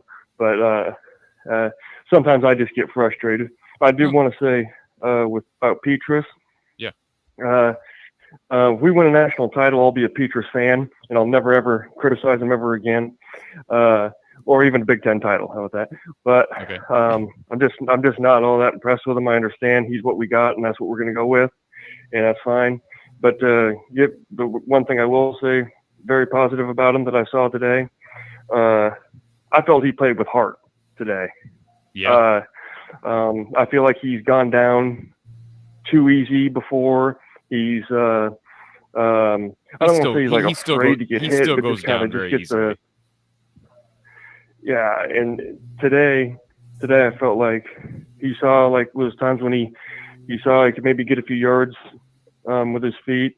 He decided to go for it and got hit, and he got up, and I just felt I can't fault him for effort today, that's for sure. Agree with everything you said, and I'm not a huge Petrus fan either, but I think he's getting better, and he was resilient in that second half because he looked nervous. He looked jittery in that first half. I've heard some commenters here calling what Petrus tends to do when he hasn't kind of gotten into his flow yet is happy feet. He's kind of got happy feet in the pocket, and he seemed to settle down as the game went on, Don. Yeah, I think so. There was a time or two, he was kind of limping around a little bit, hopping around, and I wondered, is he going to fight through this or not? We always remind the players, you can play with pain. You shouldn't play with injury, but if you're able to, you need to be able to weather some pain to be able to stay on the field. And I think he was certainly uncomfortable because he was a little bit dinged up, but he fought through it. So I'm proud of Spencer for being able to do that. Let me comment one thing about end of first half. I remember this vividly. It frustrated me at times. You might recall back in the 80s and 90s, we were really, really good at 2-minute offense. And there were times when I recommended, Coach, let's consider 2-minute offense at the end of the first half. Because the thing that always kills you get that last possession of the half, there's 38 seconds or 46 seconds or 52 seconds left. You're 80 yards away, and in general, you're thinking, well, we can't do anything with this possession because the clock's too low. Long story short, when I became a head coach at Western Illinois, there was one year in particular where we had a really, really good offense. We had the all-conference quarterback that ended up playing in the NFL. And that year we decided we're not going to waste those last possessions. We're going to just see what happens with some of those last possessions. Now, obviously, it's not the same as the end of the game because you don't have 4 downs, you only have 3. But the point is, play Right. with the same pace as you would at the end of the game. You know, try to get as many plays in that 47 seconds as you possibly can. Use your timeouts judiciously. You know, all the same principles apply. Get out of bounds as best you can. If you can't get out of bounds, then you got to be sure you got to get up. You got to get down the field to the point where you stop the clock with the first down. Here's the bottom line. That season, there were 6 different times in 6 different games where we actually made points at the end of the half, but amazingly enough, they were all 6 touchdowns. The average drive was something like 82 yards. The average drive was 6.8 plays, covered 82 yards, and took 48 seconds. 6 different scores, 6 different games. Now, that's pretty amazing. I don't know how we even did that, but we did because I had it all documented. And you think about it, if it happened in 6 games, we played 13 games that year. There were any number of games where we didn't have the last possession in that particular game. So obviously that means pretty much every time we even thought about doing it, it worked. And we won all those games. Maybe we won them anyway, but maybe it was a more comfortable win because we got that one more score at the end of the half, not just a field goal, but a touchdown.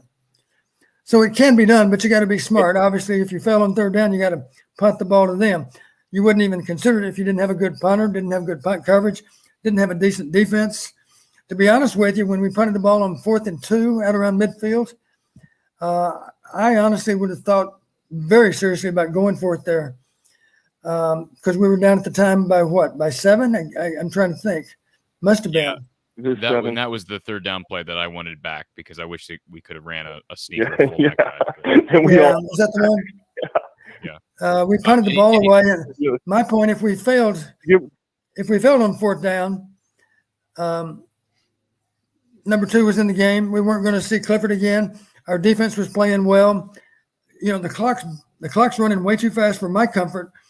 We were running out of opportunities. We punted it away. Thankfully, we got the ball back in short order. I think we had similar field position on the next drive, and that's the drive, I guess, where we hit Reganey, I believe.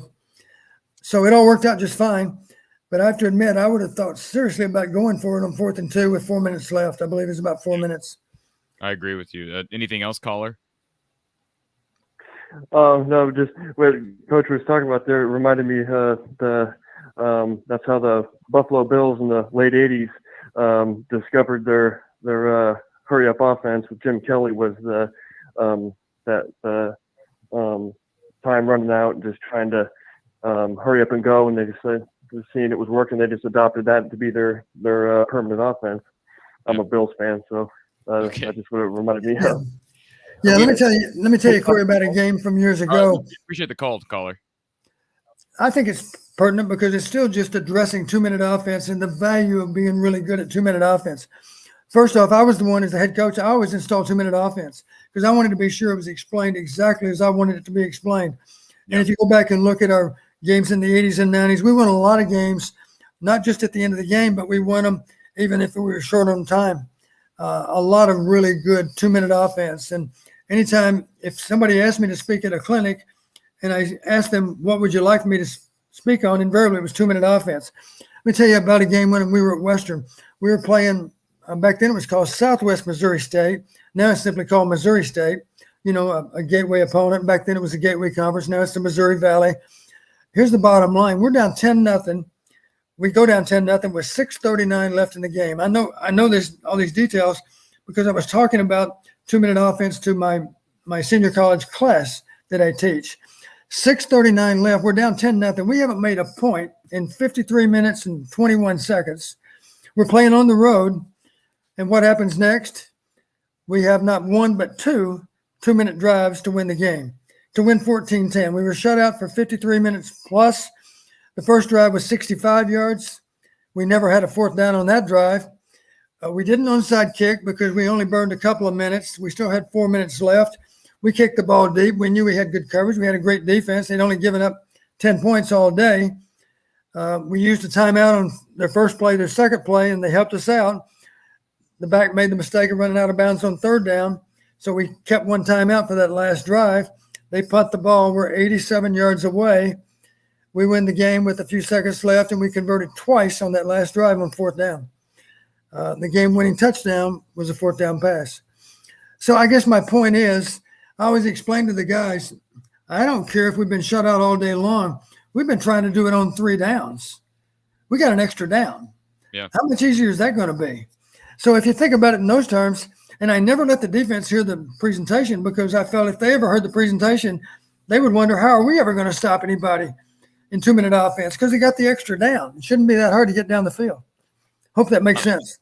Yeah, it does. And I just wanted to throw this up here real quick for anybody who's not able to catch this.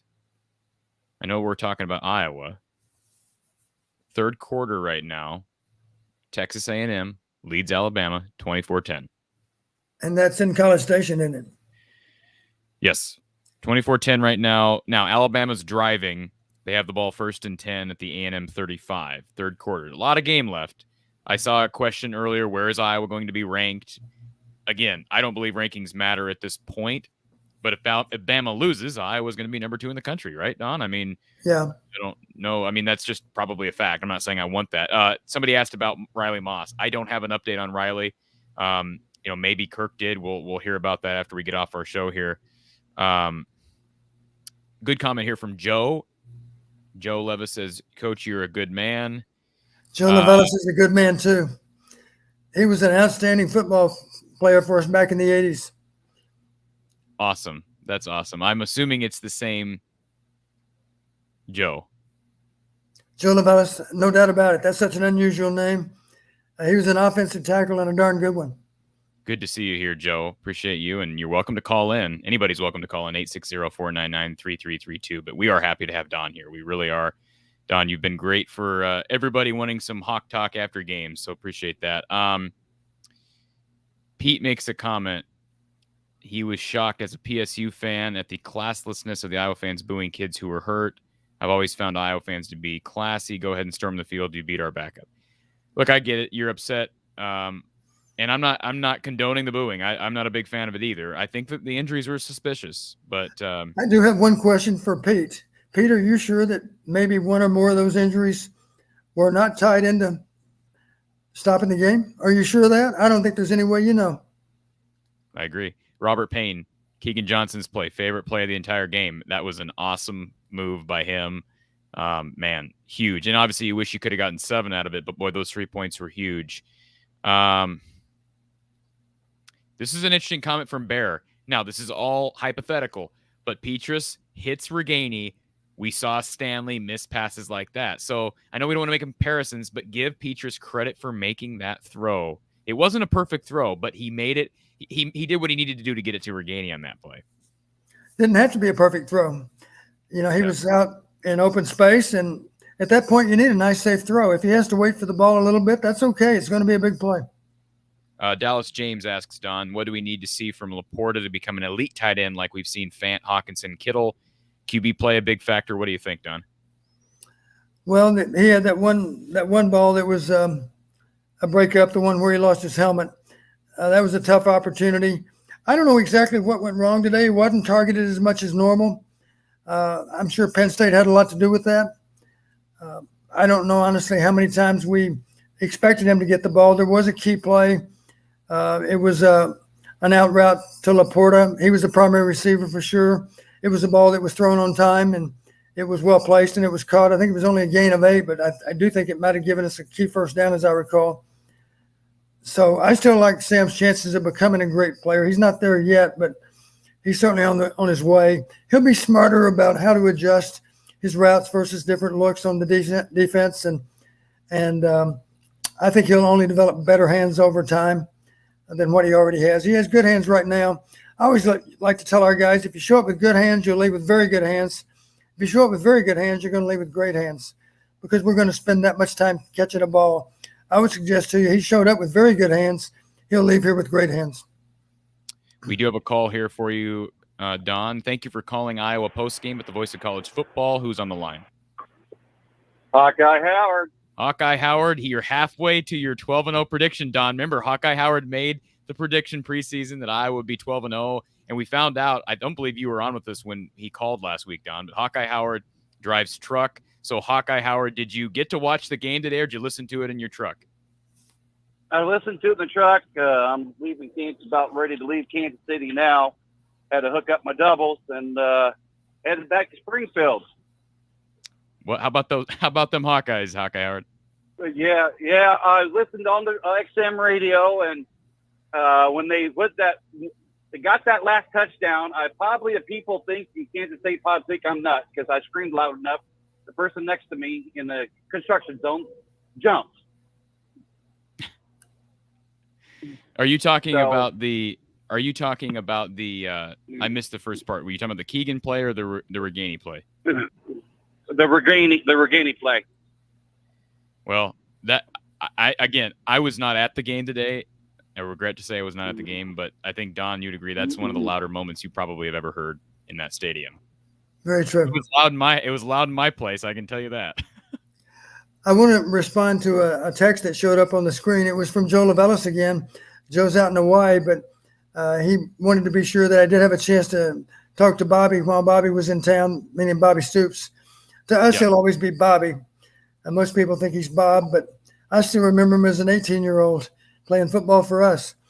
I made a comment to Bobby last night, or I'm sorry, I saw him Thursday night, he and Carol Thursday night, and I said, Bobby, this team reminds me so much of our 1981 Rose Bowl team. And here's the reasons why. Outstanding defense, very, very stingy in the red zone, an offense that understands how to protect the ball and can be pretty opportunistic with good field position. And last but not least, a great kicking game. And Bobby said, Coach, you're right. And I went on to say, this team reminds me also of a free safety that we had 40 years ago. His name was Bobby Stoops. And Jack Kerner is a tackling machine, Bobby, just like you were. And I actually saw Jack Kerner miss a tackle today, maybe two, one for sure, because I was surprised. And I give a lot of credit to the Penn State ball carrier because Kearney, he didn't miss many. It was a tough chance for him to make, and he didn't make it. The guy ran on through the tackle and produced really good yardage. But I'm still a fan of Jack Kerner because he's been a real asset to us over this first half of the season. Almost on a weekly basis, he has a touchdown-saving tackle. Maybe not a touchdown-saving tackle, but at least a tackle that prevents a long gainer, if not a touchdown. And he would probably argue that he had an off day today because I know he missed one, if not a couple of tackles. He's still a very good football player, and I'm glad he's on our side. Hawkeye Howard, anything else from you tonight? Yeah, I just wanted to make a shout out to all my fellow Hawkeye fans. That was something else. I could hear the fans over the radio. That gave me goosebumps. That's awesome. So good job, guys. Let's keep it up. All right. Appreciate it, Howard. We will talk to you next week. All right. Thank you. All right. Don, we do have another caller who's been patiently waiting. Thank you for calling Iowa Postgame at the Voice of College Football. Who do we have on the line?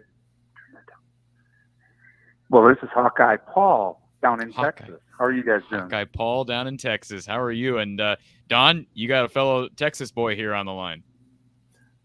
Hawkeye Paul, I'm curious as to where you live in Texas. In New Braunfels. I'm an Iowa boy. I lived in Iowa, but have moved down to Texas to retire. So we came to the hill country, and we just love it. I was going to say, you're in a beautiful part of the state. We are. We're very fortunate. Well, my call is to support Spencer Petras. And let me put it to you this way. People are tough on him, but his record is 12-2. You don't go 12-2 with a bad quarterback. Can he improve? Yes. Is he Tom Brady? No. But come on, guys. He's 12-2. Name to me any other quarterback in Iowa history that was 12-2 after the first 14 games. They're winning with Petras, not in spite of Petras. And this is why I say that. With him engineering the team today, they held possession for 36 minutes. He's got a lot to do with that. Secondly, he started the game 1 for 9, but he finished the game 16 for 22.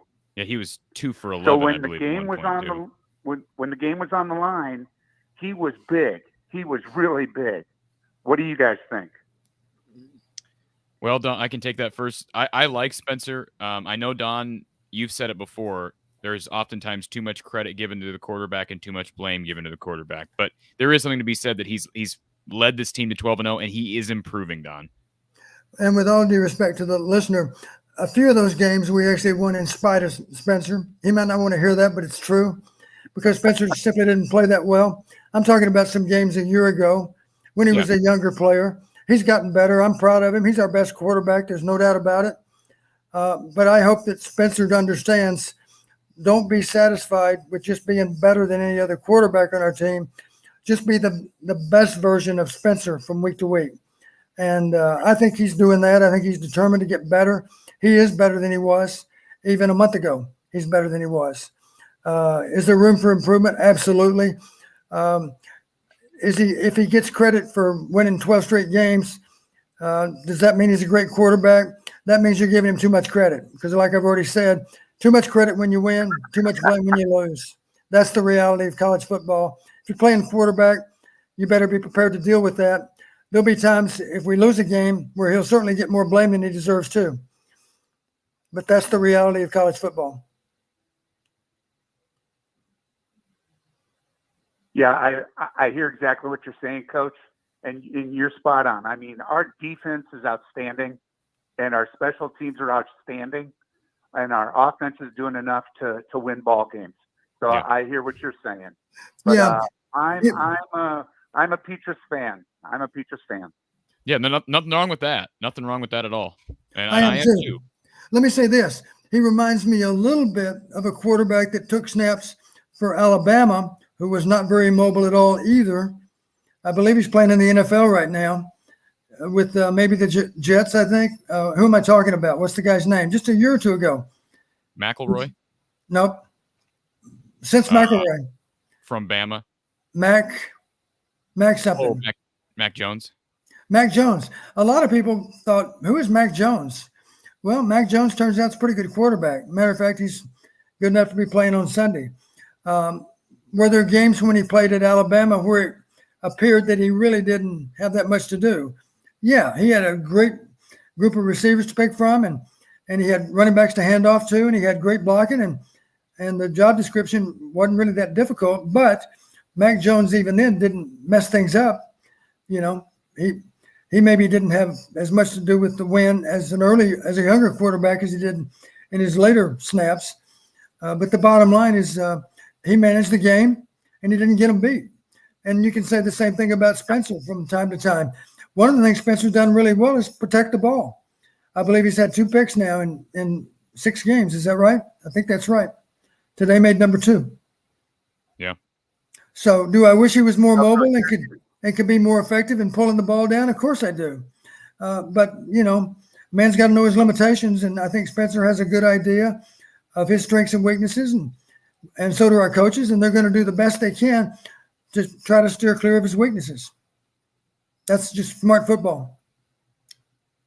Anything else, caller? Nope, Coach, I hear you. I agree with you. I just wanted to pull it out there. Yeah. After he was 1 for 9 in the first quarter.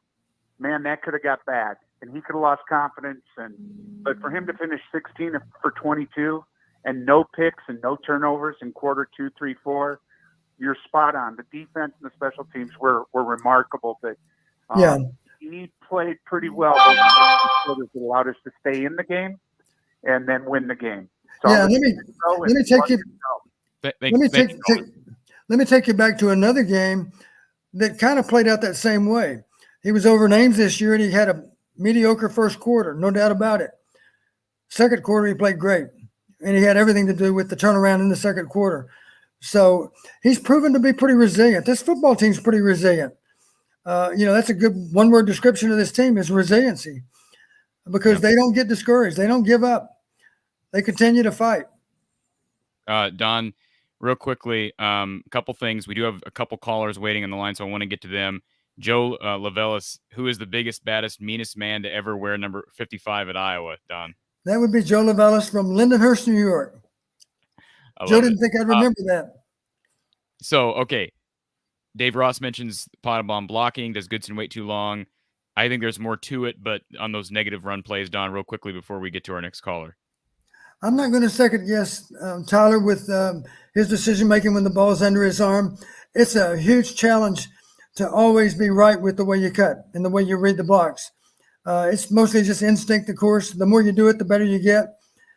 So I'm not going to second guess Tyler. There are times when it appears you wonder, is it possible he didn't choose the best possible path? I think you could say that just about any back that ever played the game. It's hard to be right all the time. That's his goal. But invariably, sometimes he's going to be a little bit wrong with the way he picks his path.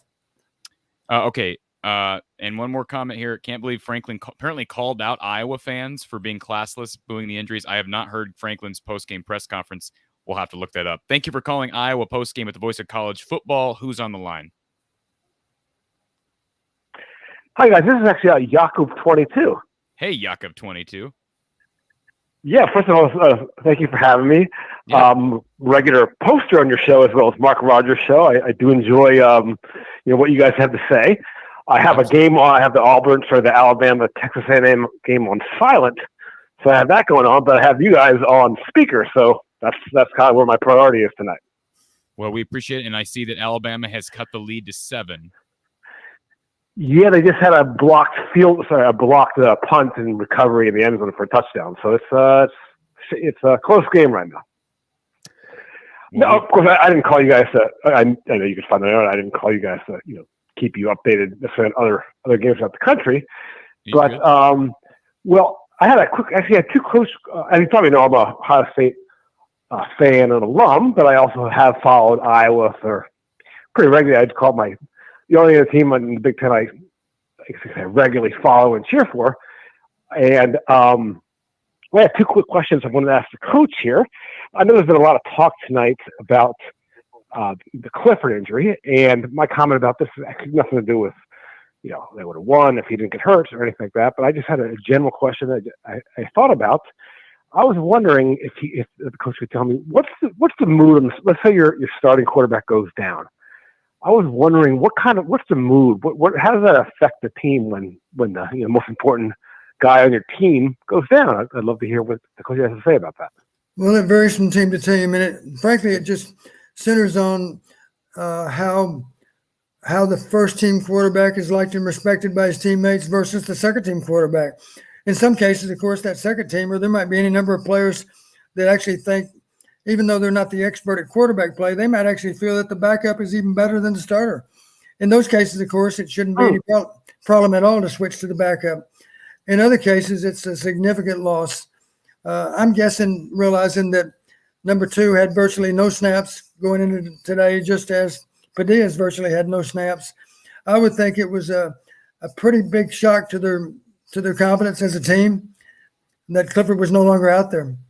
And I think it would have been more difficult, without question, more difficult to earn the win today with Clifford playing an entire game than it was with the backup coming in and playing the second half.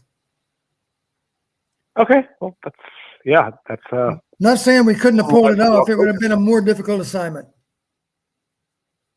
We'll never know, of course, because we weren't put into that situation. So we'll never know. That's right. Yeah. Well, Coach, I really appreciate that you summarized it well. And actually, I have one more question. It's not so much about the game here, Coach, but I know that you went to Army. I believe you played at Army. I was just wondering if you were there when Coach Bob Knight was there. I know he was the head coach of basketball, so I was looking. I'd seen about your age when he was there. I believe he was only there when I was. I believe he was only there when I was a plebe. I do have a quick story about that. Years and years later, when I was a young assistant here at Iowa, they had a thing called the Amana VIP that you might be familiar with. It was a golf tournament, a fundraiser, and they brought in all kinds of celebrities from the entertainment world, and for that matter, from athletics. And when you know it, Bobby Knight was one of the guests at that golf tournament. And the night before the tournament, they had a big shindig out at one of the hotels here in town, and Coach Knight was there, and we happened to be leaving the hotel at the same time as Coach Knight. And I just thought, this is too good of an opportunity to pass up. So I got his attention, and I said, Coach Knight, I'd like to introduce myself to you. I'm one of the assistant football coaches here at Iowa. This is my wife, Lisa. But the main reason I'd like to introduce myself to you, I also went to West Point. I'm class of 73. And his response was, that impresses me one hell of a lot more than you being a football coach at Iowa. And then he asked Lisa, he said, have you ever seen West Point?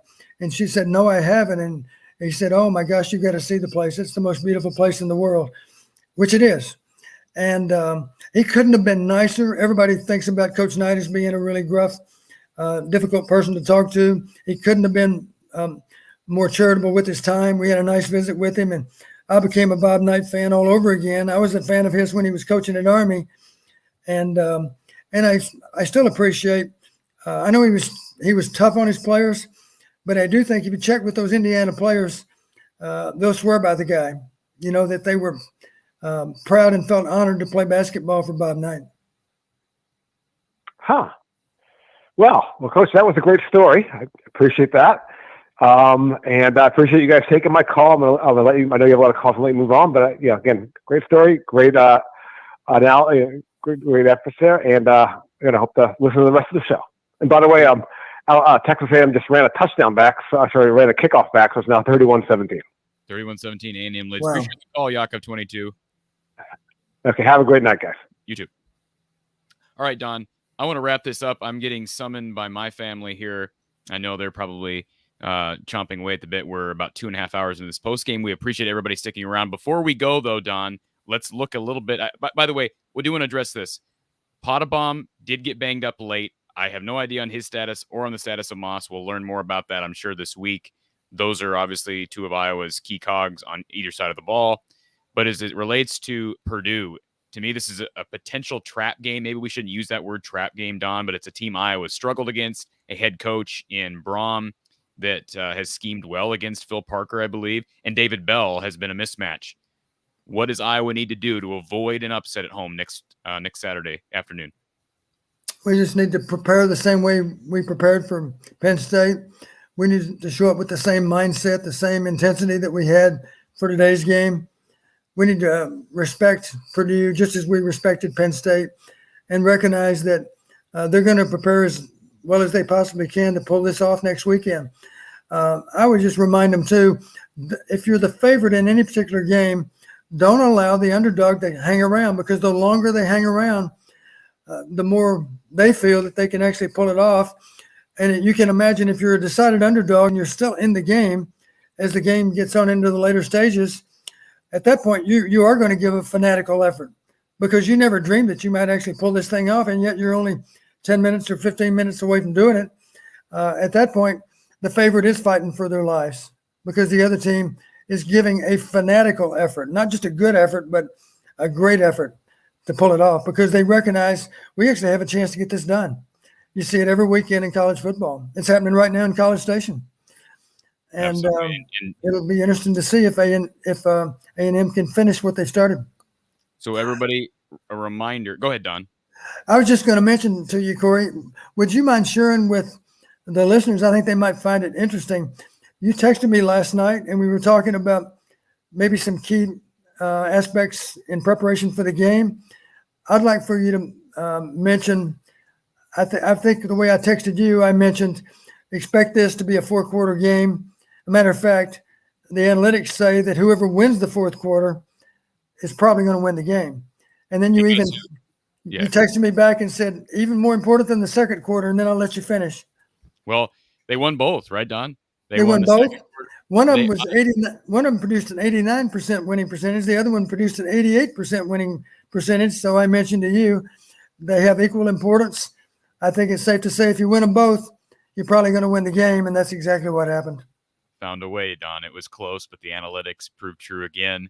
And a reminder to everybody, again, want to thank you, Don, for taking the time. I know it was probably a mess to get out of Kinnick, and certainly we appreciate all the listeners who have hung around here for 2.5 hours. A reminder for everybody that next week, Iowa-Purdue, 2:30 p.m. Central Time, ABC, of course, inside Kinnick Stadium. Right now, as a score update, number 14 Notre Dame trailing Virginia Tech 22-21 fourth quarter, ACC Network. Number 9 Michigan trails Nebraska nearly the end of the third quarter. 17 seconds left in the third, ABC. And, of course, number 1 Alabama trailing A&M in the third quarter, 31-17 at College Station. So if Alabama loses, boy, be great for Iowa, great for underdogs as far as teams like Cincinnati trying to make the college football playoff. Don, again, thank you so much. Anything else to add before we say goodbye for the week? I was just thinking, I'm pretty sure I'm going to be switching from channel to channel to channel because it sounds like there's at least 3 games worth watching. Yes, you and I both need to get back to our TVs and to our families and be able to watch some football this evening. So again, thank you to everybody. And Don, we will talk to you next week here at Iowa Postgame with the Voice of College Football. One final thing before we go. If you haven't already subscribed here to Iowa Football at the Voice of College Football, do that. Turn notifications on so that you get an alert every time we post a video. Also, From the Hawkeye of the Storm on YouTube, Twitter, Facebook. That's YouTube, Twitter, and Facebook, From the Hawkeye of the Storm. And, of course, our podcast is available, as you see there in the bottom ticker, Spotify, Apple, Google, Amazon, every place you listen to podcasts, listen to From the Hawkeye of the Storm on your podcast platform. And we will talk to everybody next week. Don, it's been a pleasure, and we'll talk to you next Saturday. Look forward to it, Cory.